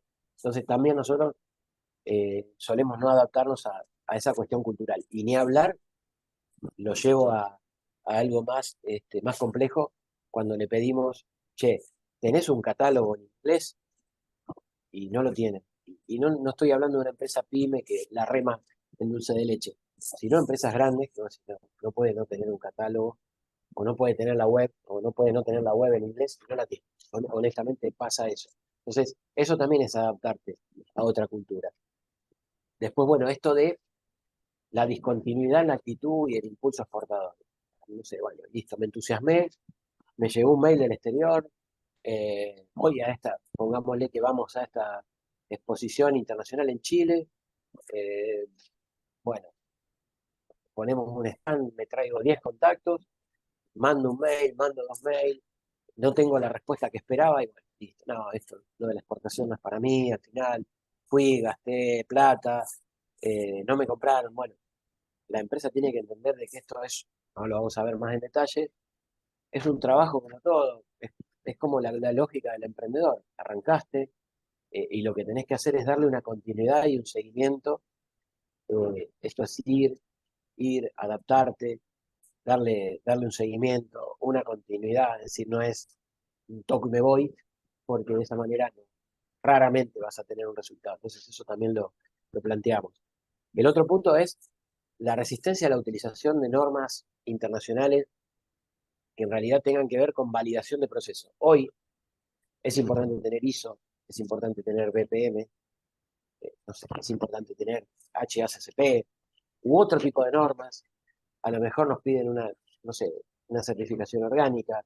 UTZ es una normativa que hoy está muy en boga el tema del triple impacto, es decir, el impacto económico, social y ambiental. Entonces hay algunas empresas que piden, no todas, no es la generalidad, pero está empezando a ser una tendencia, que piden que la empresa sea ambientalmente sustentable, entonces, bueno, hasta ese tipo yo no digo, eso sería como una cosa al extremo de clientes muy exigentes, pero a veces tener una buena práctica de manufactura para una empresa alimenticia que quiere exportar, no puede no pensar en empezar a desarrollar esa normativa. Y no alcanza con decir, no, yo hago bien mis cosas. Lo tenés que demostrar. ¿Cómo se demuestra? Con un registro que diga, un papelito, que tengas colgado en tu oficina, que diga, esta empresa ha sido certificada por ISO o lo que fuere. Bueno, hay una resistencia muy grande a eso. Y otro punto, que también lo vamos a ver, es, no sé si es reticencia o desconocimiento al tema del registro de marca o propiedad intelectual o ISO logotipo en el exterior. Esto lo vamos a ver en detalle porque creo que es algo sumamente importante a la hora de entender el negocio afuera. Y vamos a ver con ejemplos, se van a reír, pero de grandes empresas que no están pudiendo vender en el exterior con sus marcas por problemas de registro. Entonces, a modo de Alejandro, resumen, sí, te hago una decime. consulta antes. Cuando hablabas de la poca participación por ahí en ferias Sí, y, digamos, un poco que tiene que ver con la estrategia de internacionalización, ¿no? O sea, cuando la empresa decide ir o no ir a ferias. Esta poca participación en cuestiones de ferias internacionales, ¿tiene que ver, digamos, cómo lo ven ustedes? ¿Por un tema de desconocimiento quizás de las pymes? De no saber qué tipo de ofertas hay o qué ferias, exposiciones están abiertas como para poder participar, o hay un tema también de que, bueno, los costos por ahí para nosotros son un poco más altos, ¿no? Digo, por un tema inflacionario, un tema de dólar, no. pero digo, esa ¿ustedes lo ven? ¿Cómo? Creo que excede a la cuestión coyuntural de la complejidad de salir al exterior hoy con toda la problemática del dólar, ¿no? Ponerlo bien, sin ningún tipo eh, de tapujo, porque bueno, para salir al exterior tenés que invertir y tenés que pagar todo en divisas, ¿no? Entonces, eso complejiza la coyuntura, pero esto es algo que yo vengo observando no de ahora, siempre ha sido así. Y no lo resumo solo para que no quede eh, relacionado con contratar un stand e ir a una feria internacional. Yo lo pongo en todo sentido de cualquier estrategia de internacionalización o cualquier acción comercial en el exterior, hasta mandar mails, hasta mandar un mail o hasta generar reuniones utilizando Meet, Zoom, cualquier plataforma con empresas del exterior. Es decir, hay como una falta de participación en todo lo que son acciones comerciales que redunden en beneficios o que te allanen el camino de la internacionalización. Pero, más que nada, visto en eso, porque vos no solamente está la cuestión de exponer en una feria, contratar un stand, que te sumo algo. La Agencia de Inversiones y Comercio Internacional tiene un cronograma de ferias internacionales donde subsidia gran parte del stand. Y si sos pyme, hoy, por ejemplo, ir a una feria internacional, capaz que te sale un stand con todo, o sea, llave en mano, te sale $1.500, para que te des una idea, que para una empresa es una inversión bajísima. Después, por supuesto, tenés que contabilizar el viaje, la estadía y demás, pero bueno, eh, no solamente es ir a exponer, sino a lo mejor hacer una agenda de negocio, donde vos decís, bueno, armo un cronograma de reuniones en Chile con las 5 empresas que identifico como potenciales clientes. No voy a una feria, pero voy a ver a mis clientes, les llevo muestra. Es decir, esto excede, contestando tu pregunta, a la situación coyuntural de la falta de dólares. Ahí Acá me pregunta consultaban cuál es Fernando, la... sí, Agencia de Inversiones y Comercio Internacional. Ahí hay una página donde entras, creo que te tenés que loguear como empresa con tu mail y con tu... Sí, ahí lo pusiste, Fernando. Y entras y con ese logueo, después además te llega, porque cuando te logueas, también vos vas a poner los productos que comercializás. Entonces, cuando haya oportunidades comerciales de ese producto, te va a llegar un mail a tu casilla diciendo que tal empresa en tal país está buscando ese producto. Creo que es importante que se logueen ahí. Bien. Bueno, yendo a ese tema, quiero dejar 2 o 3 cosas. La internacionalización, la planificación es compleja, pero no imposible. Es un negocio lento, es un proyecto incremental. En general, ningún cliente del exterior nos va a llamar para decir, vi que vos producís, no sé, cualquier cosa. Sigo con el ejemplo de los termos. Sos un gran productor de termos, listo, yo quiero que me mandes 5 contenedores. Eso no va a pasar. Lo más probable es que nuestro cliente del exterior nos diga, che, mandame una muestra, te hago una compra por courier de 50 unidades, digo algo, y la próxima pasamos de la venta por courier a un pallet. Y de un pallet vamos a pasar a 2 pallets y algún día probablemente lleguemos al contenedor completo. Entonces, ¿qué es lo que pasa? Muchos proyectos exportadores fracasan en el inicio. ¿Por qué? Porque la empresa pone expectativas de arranque demasiado altas. Pero les aseguro que la empresa que persevera finalmente llega al final o a mitad de camino a ver eh, réditos muy importantes en la internacionalización y en el comercio exterior. Así que bueno, yo les aconsejo eso, ¿no? Y que entendamos esto de la incrementalidad y que entendamos esta cuestión del negocio lento, eh, pero firme, paso a paso. Entonces, planificación integral, el compromiso de toda la organización, es decir, no vale que haya una persona que esté fogoneando el tema del comercio exterior, pero que no esté comprometida el área de producción, si tiene que, no sé, cambiar lo que le decía de, el estuche del té. Dice, no, para mí es un lío. Si venimos haciendo así, vendemos en el mercado interno, ¿qué no vamos a complicar la existencia para mandar un pallet? Y digo esto porque es lo que pasa. Para mandar un pallet a Uruguay no vamos a complicar. Tengo que parar la producción, no, sí, toda la organización tiene que estar comprometida.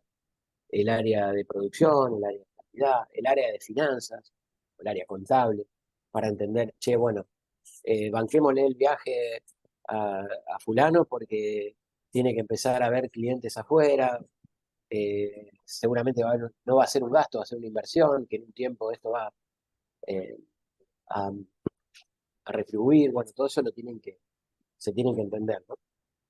Y bueno, la idea es que se pueda comprender integralmente dentro de la organización, que son cosas que se van dando de a poco, con el tiempo, y quiero que vean esto.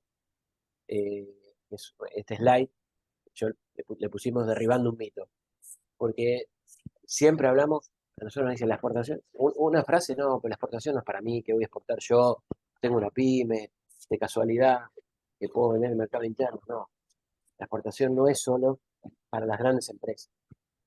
Muchas pymes no se animan a dar el paso porque piensan, a ver, ¿qué pensamos cuando pensamos de exportación? Y yo pienso en el barco que vende cereales, o el barco que vende carne, o el barco que manda el petróleo, o el barco, no sé, un barco lleno de contenedores. Bueno, obviamente que eso existe, pero también existe, de nuevo, el pallet, o los 5 pallets, o el camión completo, que sale todos los días, gracias a Dios, de un montón de pymes de Argentina que mandan sus pallets a Uruguay, su camión completo a Chile, su camión completo a Paraguay, o su contenedor completo a Europa o a Estados Unidos. Entonces, eso es importante porque tenemos que separar la idea del commodity, ¿no? Argentina es gran exportador de commodity, el 50% o más de las exportaciones nuestras son del sector agroindustrial y que salen y son industriales en el negocio de las grandes multinacionales, pero la pyme es la que hace, digamos, las exportaciones pequeñas, no en términos de volumen, sino de operaciones tal vez más chicas si la comparás con lo que hace la multinacional. Entonces, es ahí donde hay un montón de segmentos que la pyme tiene que aprovechar hablando de uno conoce mucho las pymes del interior y también las pymes de Brown, toda la zona de los grandes complejos industriales que tiene el conurbano de Buenos Aires, y hay muchas que están internacionalizadas, digo, estamos descubriendo el agujero al mate. Pero bueno, yo creo que así como hay gran cantidad de pymes exportadoras internacionalizadas, yo creo que si tomamos el número, deben ser el 10% las que están internacionalizadas y el 90% las que no están. Muchas porque están, digamos, pensando en esta cuestión del mito de que la exportación es para los grandes o lo que yo hago no tiene mercado en el exterior. Y bueno, no es así. Les aseguro que no es así. Sí, voy a ir a este tema y voy pasándolo rápido. Algo que nadie le da bola, perdón la expresión, la digresión del vocabulario, pero es muy importante el registro de marcas y patentes en el exterior. Y nosotros siempre hablamos, salen los ejemplos no sé, del iPad, de Apple en China, pero lo quisimos traer a ejemplos mucho más terrenales. Si bien Apple en China, cuando salió con el iPad y el iPhone, tuvo que pagar una millonada de dólares porque alguien en China había registrado la marca eh, o algo sonaba parecido. Eso existió con empresas importantes. Yo lo quiero llevar a ejemplos que no nos contó nadie, a ejemplos que trabajamos nosotros. Esto me lo encontré yo hace algunos años cuando fuimos a Paraguay y me encontré con esta situación, que fui a un supermercado y me llamó la atención porque vi que el ratón Mickey estaba presente en productos que no tienen nada que ver con lo que estamos acostumbrados a ver en Disney. Ahí hay un ejemplo, el locro, la canela o la manzanilla, que es un negocio que yo manejo. Entonces me llamó mucho la atención y me puse a ver qué pasaba hasta que alguna vez me encontré con la tercera generación de la marca Mickey en Paraguay y me contó la historia. Se los hago muy, muy, muy sencillo. Hace muchísimos años, allá por los años 30, alguien en Paraguay registró la marca Mickey para otra cosa que no tenía nada que ver con lo que es actualmente. Obviamente que con el éxito y con el furor de Disney, empezaron a utilizar no solamente la marca, sino el logotipo del ratón y a posicionar en el mercado de Paraguay un producto con una marca que obviamente tracciona. Imagínense que Disney en Estados Unidos le hizo un juicio, pero si todos hubiésemos creído de antemano quién iba a ganar el juicio, todos hubiésemos dicho ahí iba a ganar Disney.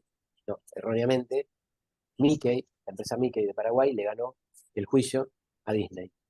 Y hoy el uso de Mickey, ¿no?, del resto de los dibujitos, de la marca, del nombre y del ratón, lo tiene la marca Mickey, que hace infusiones, que hace todos productos para retail, básicamente. Entonces, imaginen ustedes que si Disney perdió una disputa en los tribunales de Paraguay contra una pyme, bueno, ¿qué nos puede deparar al resto? Entonces, muy importante esta cuestión. Por ahí, Jairo, si vos lo querés comentar, porque a cuento de esto último de Mickey, también nos pasó, porque en este caso uno de nuestros clientes acá en Argentina es la Virginia, que es la marca de infusiones que ustedes conocen, y nos pasó esto, si querés brevemente, al menos lo podés contar vos, Jairo, que fuiste el que Buenos estuvo días con a este tema. todos. Ante nada, sí, comentar un poco el caso de la Virginia, que sí es una empresa en la cual desde la consultora le estamos brindando soporte para que pueda comercializar sus productos en otros mercados. Y puntualmente en el caso del mercado de Chile, la empresa no puede acceder con los productos bajo la marca de Virginia porque hay una posición de marca, o sea, ya la marca Virginia está registrada en ese mercado bajo una empresa que realiza productos de pomadas o betún para zapatos o zapatillas. Entonces, si bien pertenece a otro rubro u otro sector, en este caso puntual, la empresa de Argentina no puede comercializar. Sí lo podría hacer a través de otra marca, pero bueno, no puede utilizar el posicionamiento que ya tiene logrado en el mercado argentino y extrapolarlo, en este caso, al mercado de Chile. Así que sí, esa es una salvedad. En el resto de los otros mercados de Latinoamérica, sí la empresa puede llegar con esa marca y poder comercializar sus productos. Bueno, muy importante lo que dice Jairo, porque esto se dio a partir del estudio que se hizo. Entonces, pongámosle que no se hubiese hecho un estudio de posibilidad de uso de marca y vos haces un desarrollo comercial de tus productos, buscas un distribuidor, que también estaría que hacemos nosotros, y cuando llega el momento de la venta, llega la mercadería a Chile, y cuando llega a la góndola, automáticamente la justicia, en este caso chilena, va a impedir que esa mercadería esté vendida, pueda ser ofrecida en ese mercado, porque hay alguien que es dueño de la marca. Entonces, es muy importante esto que hablábamos, para saberlo, digamos, con anticipación, y es algo que recomendamos y que pocas empresas hacen. Entonces, eh, nosotros recomendamos que antes de abordar un mercado, vean si hay problemas. En general no pasa, pero puede pasar. Y vimos ejemplos muy concretos de marcas que todos conocemos, ¿no? Y en el caso de la Virginia, puntualmente de acá del mercado de Chile, es un mercado que consume gran cantidad de infusiones. Por lo tanto, bueno, es un mercado que la empresa no puede abordar y es uno de los mercados más importantes de Latinoamérica en consumo de este tipo de productos. Eso es muy importante Haciendo, lo que vos aportás, Jairo. Sí. haciendo una segunda marca o algún tipo digo, la empresa tampoco puede llegar con el producto Sí, o sí puede, bueno, hay un tema ahí de marketing, ¿no? O sea, claro. de gestión de marca, pero bueno, podría llegar, por ejemplo, con Sí, una segunda marca en el país. sí, sí. Sí, porque el impedimento está sobre la marca registrada, que es la que tiene en este caso, eh, la imposibilidad de comercializar bajo esa marca. Que en verdad lo que se puede hacer es negociar con el que tiene la marca registrada. Negociación implica poner dinero. Lo que pasa es que si vos tenés una marca, no sé, súper posicionada y tenés que entrar con una segunda marca que no está tan posicionada, bueno, tenés que hacer un trabajo de Hay riesgos. posicionamiento Sí, sí, tal cual. Ujú. que en este caso no tiene mucho, no sé qué potencial puede tener, ¿no? Pero bueno, sí, con una segunda marca, por supuesto que puedes entrar. Pero bueno, yendo a temas, bueno, hay dos cosas que me interesan, porque es lo que entendemos que va a pasar en breve. Hay las orientaciones de marketing internacional que nosotros vemos siempre son una orientación conjuntural, es decir, alguien viene y nos dice, che, mira, no es lo que está pasando ahora, pero puede llegar a ocurrir. Se nos cayó el mercado interno, queremos vender más o queremos vender producto y queremos salir afuera, tratando de, no sé, colocar lo que hoy no estamos pudiendo vender en el mercado interno en el mercado exterior, alentado, por ejemplo, con una devaluación, ¿no? Porque esto ya lo hemos visto, cuando haya una corrección del tipo de cambio, las empresas van a salir a buscar ese tipo de cambio conveniente, no tengo duda. Para eso hay que estar preparado antes, porque si no, todo esto que estuvimos viendo lo tenés que hacer al momento en que las condiciones macro están dadas, llegas tarde o desaprovechás tiempos aptos, ¿no?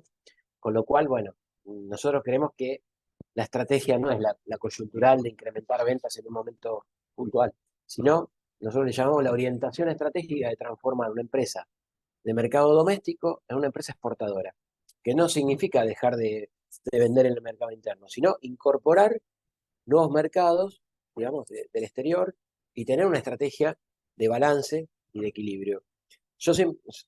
También esto es de análisis propio. Nosotros creemos que una inversión en comercio exterior, vamos a hablar de exportaciones, nunca ves un resultado palpable, sólido, digamos, desde el punto de vista financiero, nunca antes de los 2 o 3 años, lo cual no significa que mañana salís, empezar a ofrecer y empezás a vender. Pero bueno, los resultados llegan en el mediano plazo, que es como toda empresa le ha pasado en su recorrido. Entonces, cuanto antes se inicie, creo que va a ser mucho mejor.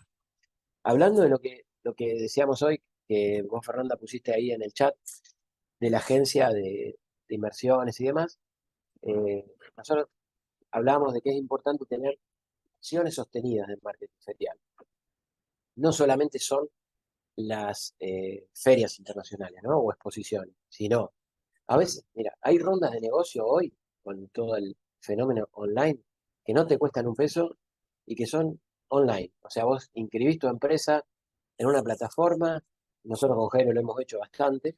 Esto obviamente que se potenció con la pandemia, y se hacen salas de rondas de negocios virtuales donde vos estás como oferente de lo que fuere, termos, utilizando el mismo ejemplo, y hay del otro lado un distribuidor de productos para el mate no sé, de Brasil, digo, por decir cualquier cosa, o de otro lugar del exterior.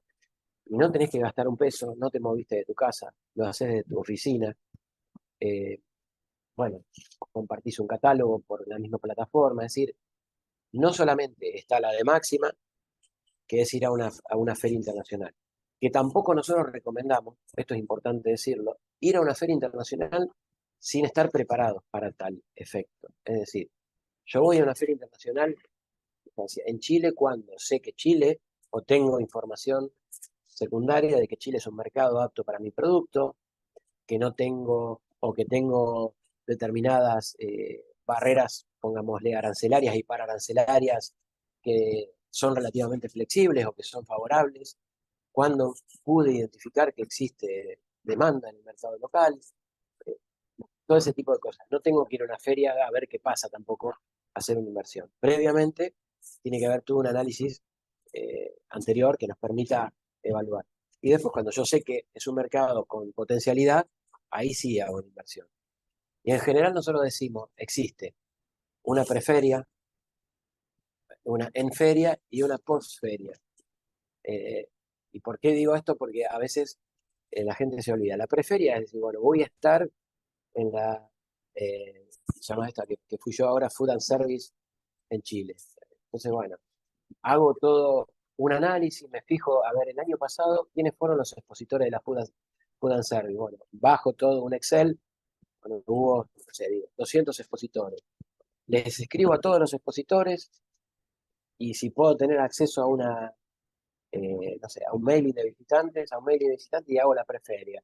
Me presento, soy fulano de tal, soy una empresa de Argentina que, no sé, productora de yerba, voy a estar presente en el stand, en el pabellón argentino, entre tales días y tales días, me interesa, o estoy buscando distribuidores de yerba mate en Chile, bueno, todo ese tipo de cosas. Entonces, esa es la preferia, digamos, el aprovechamiento al máximo de que voy a estar en una feria e hice una inversión. Todo el trabajo en la feria, es decir, bueno, estar en el stand, pero a su vez hacer, no sé, además de estar en el stand, recorrer la feria en la que estoy, hacer agendas de negocio, para lo cual también ayuda.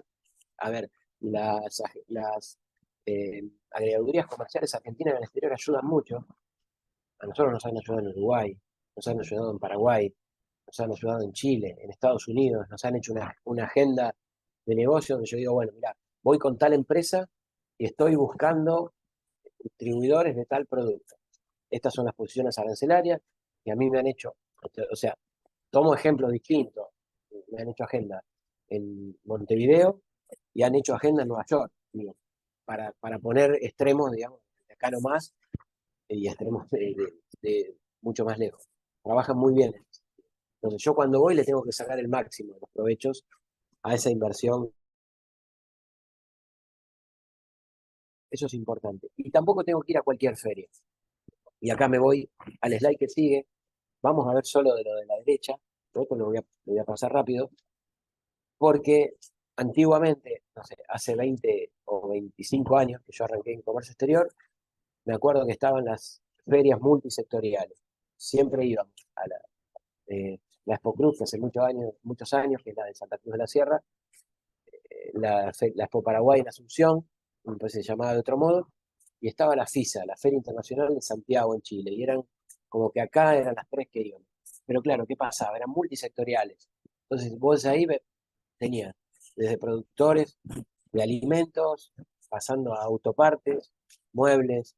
Entonces estaba bueno porque eran exposiciones por las que pasaban, o pasan, porque la Expo Cruz todavía está, 2 millones de personas. Pero en esa masividad era muy difícil poder identificar un interesado en tu producto, porque era como encontrar una aguja en un pajar. Entonces es muy complejo en ese sentido, también, muy complejo. Entonces, bueno, ha habido también una evolución de las ferias, y se pasó de las multisectoriales a las sectoriales. Es decir, bueno, en lugar de ir a una feria, la Cruz, donde me voy a encontrar desde el ganadero que ofrece no sé, sus vacas, pasando por el que vende una maquinaria agrícola, por el que vende el auto y por el que está buscando un distribuidor de supermercado,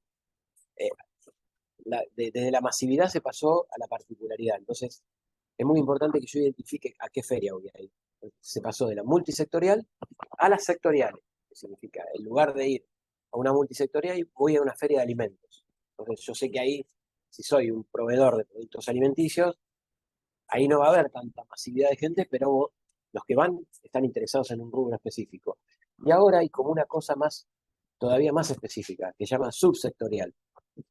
Por ejemplo, ahora la última feria que fuimos nosotros en Estados Unidos ya no era de alimentos, sino de productos naturales. Entonces, ya es como un microsegmento dentro del segmento de los alimentos. Entonces, cada vez más cosas, o a una que fuimos este año, por ejemplo, en San Pablo, que es Food Ingredients.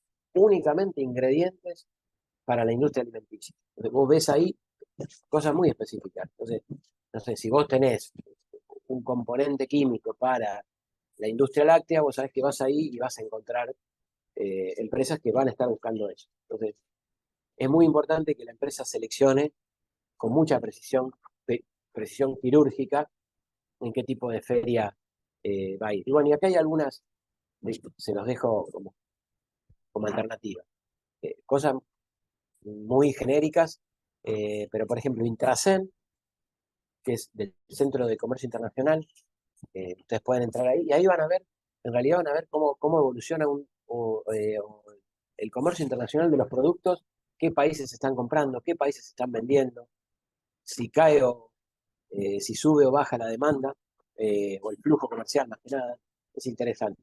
Otra página que se llama País Argentina, otra página interesante que yo recomiendo es ProChile, porque hay un montón de estudios de mercado, obviamente que ahí justo tiene que darse productos que también comercialice Argentina, pero por ejemplo en el caso de los vinos, en el caso de los berries, hay estudios de mercado interesantes. Después está la BUCE, que es la ventanilla única de comercio exterior argentino, donde hay un montón de información que pueden suscribir y la que había puesto Fernanda en el chat relacionada con esta cuestión de la agencia de inversiones, donde también disponen de muchísima información. Y ahora quiero ir, para cerrar, casos prácticos de cosas que nos pasaron, no es de los libros, sino que es bien de experiencias, trabajos nuestros.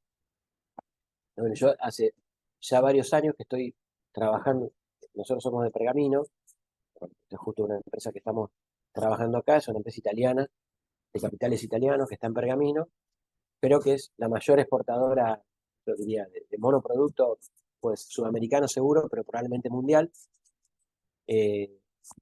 Cualquier saquito de manzanilla que ustedes consuman de cualquier cliente nacional y probablemente de afuera, con seguridad está producido acá en Pergamino.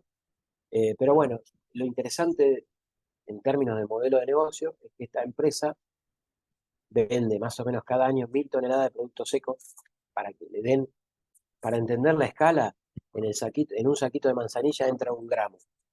Y esta empresa produce 1.000 toneladas por año. Entonces, bueno, hay que tener muchos clientes que compren manzanilla para llenar 1 gramo que hay en cada saquito. Entonces, bueno, tiene que ser una empresa que esté muy globalizada. Pero algo de lo que pasó, y algo que lo tienen que enlazar con lo que hablábamos al principio, de barreras pararancelarias que utilizan muchos países que a priori aparecen como de apertura liberal, ¿no? Esta empresa únicamente vendía manzanilla al mercado europeo, básicamente un par de clientes en Italia y en Alemania.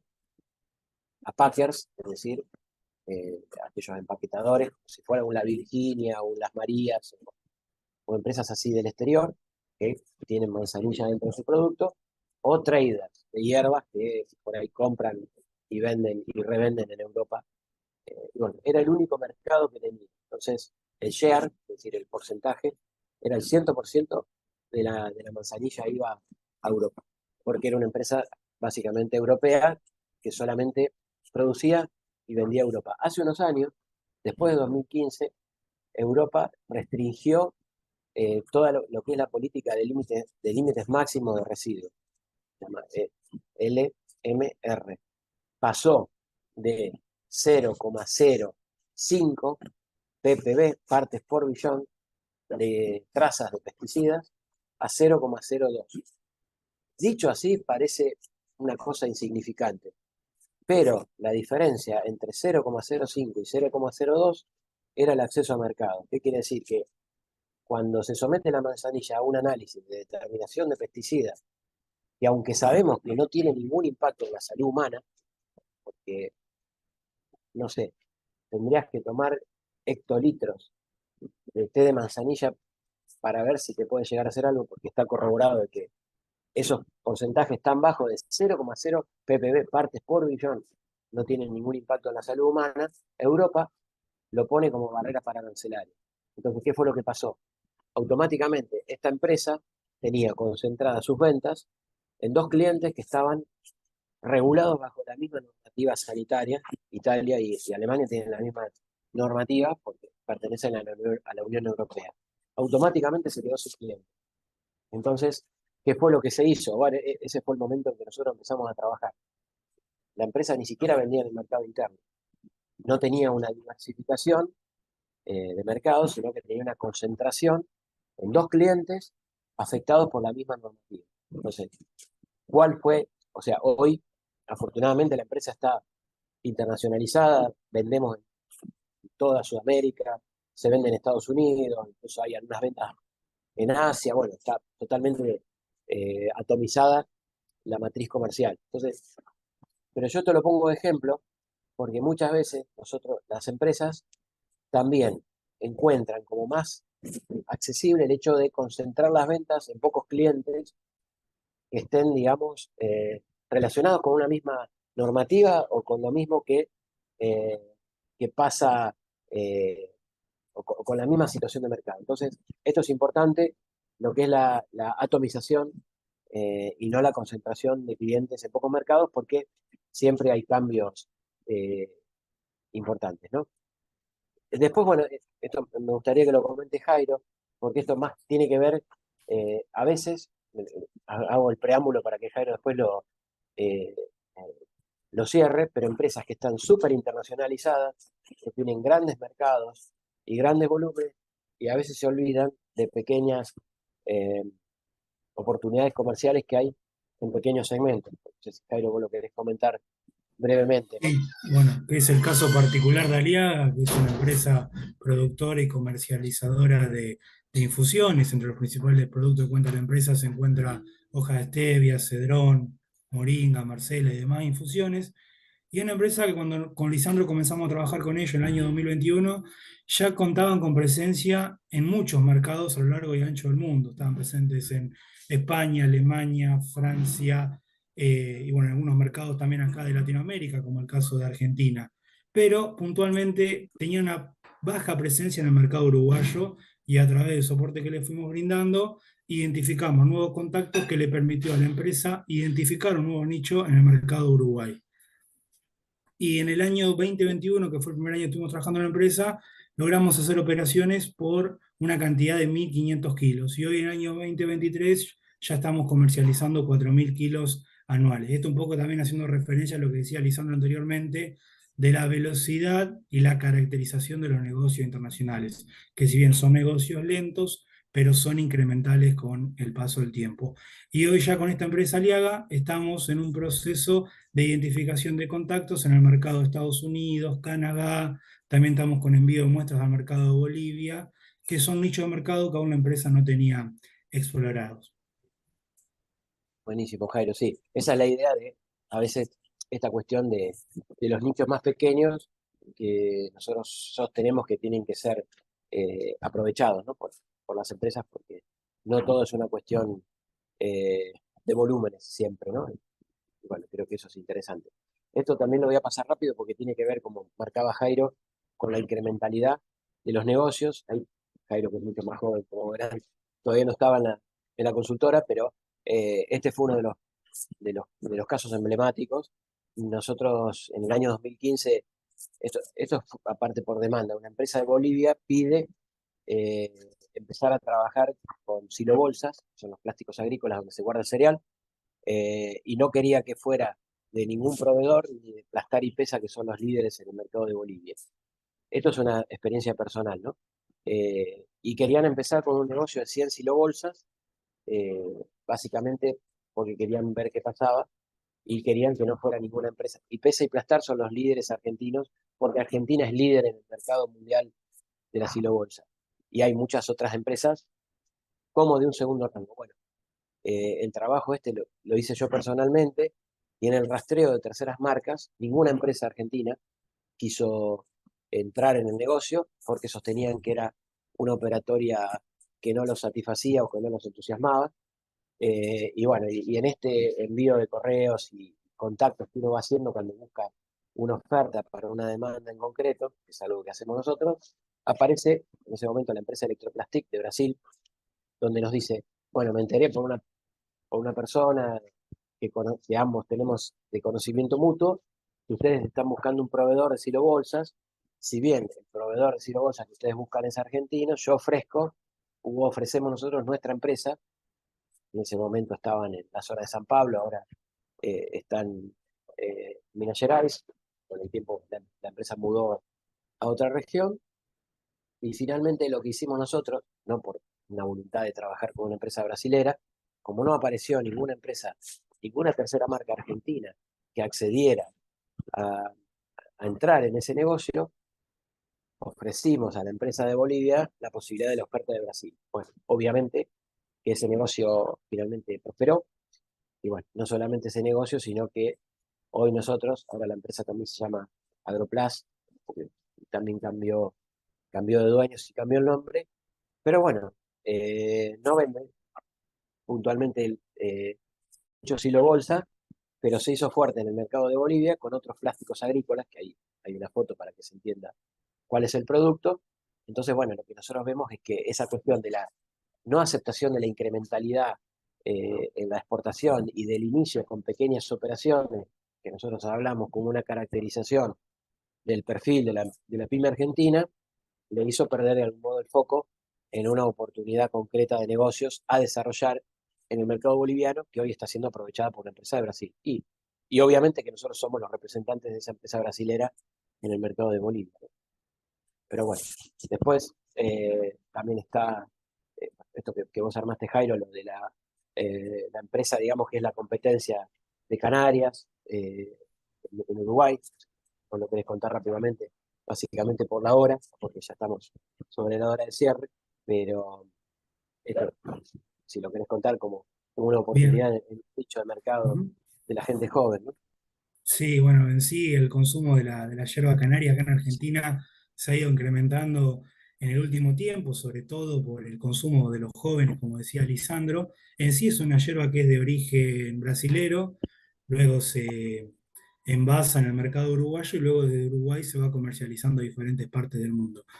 El incremento de la demanda puntualmente acá en Argentina, este tipo de yerba, se debió a través de la influencia de futbolistas utilizando este tipo de productos, y bueno, que hizo que despertara el interés en los jóvenes, y muchos de los jóvenes argentinos están consumiendo este tipo de yerba, lo que permitió identificar un nuevo nicho de comercialización para yerbas de otro país, por encima de las yerbas a lo mejor producidas acá localmente.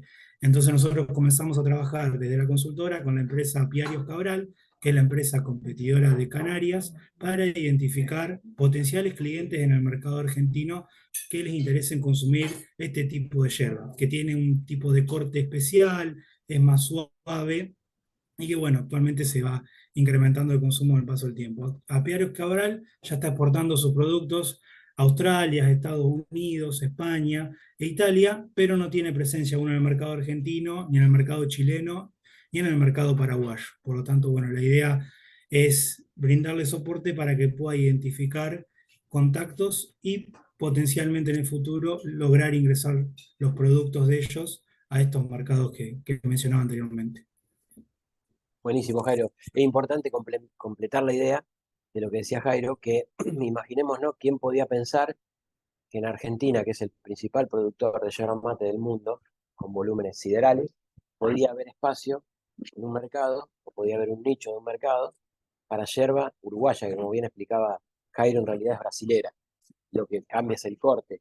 Y este segmento se produce en la gente joven, es un segmento que va desde los 13 a los 25, 30 años, muy marcado por, como decía Jairo, por los futbolistas, porque básicamente los jugadores de la Premier, de la Liga Italiana, de la Liga Española, muchos, no solo uruguayos y argentinos, toman esta yerba, entonces se abrió un nicho de mercado en un país como Argentina, que es netamente productor. Entonces, siempre puede haber espacio para nichos de mercado, aunque nos parezca un poco extraños, ¿no? Pero bueno, y un poco ya para cerrar, yo paso rápido la anterior, porque en realidad algo hablamos de la Virginia y el trabajo que estamos haciendo en el mercado de Bolivia, pero es interesante esto, si vos, Jairo, que lo querés ver, no pusimos el nombre de la empresa porque por ahí es un dato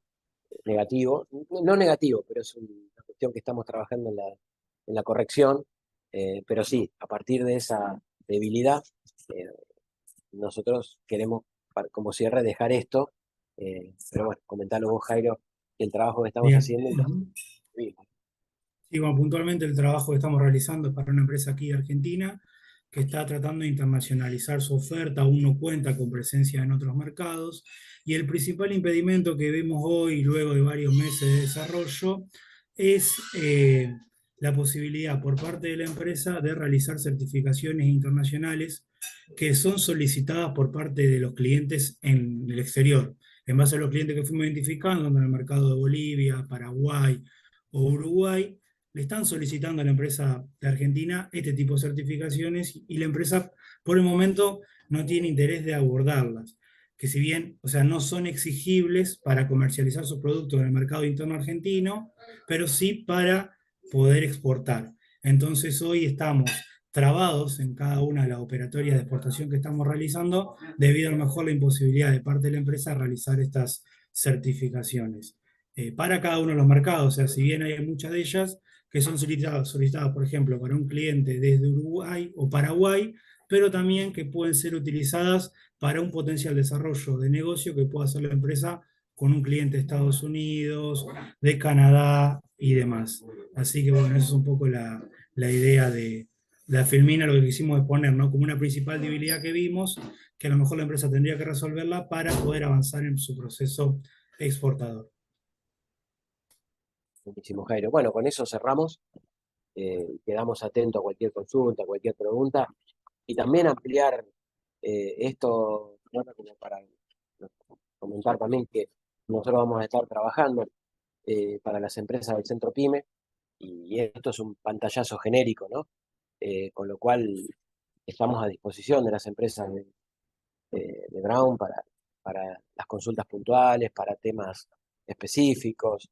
También ofrecemos poder hacer, no sé, trabajos in company para empresas que estén evaluando su potencial exportador o importaciones. Bueno, eso para que quede claro, ¿no?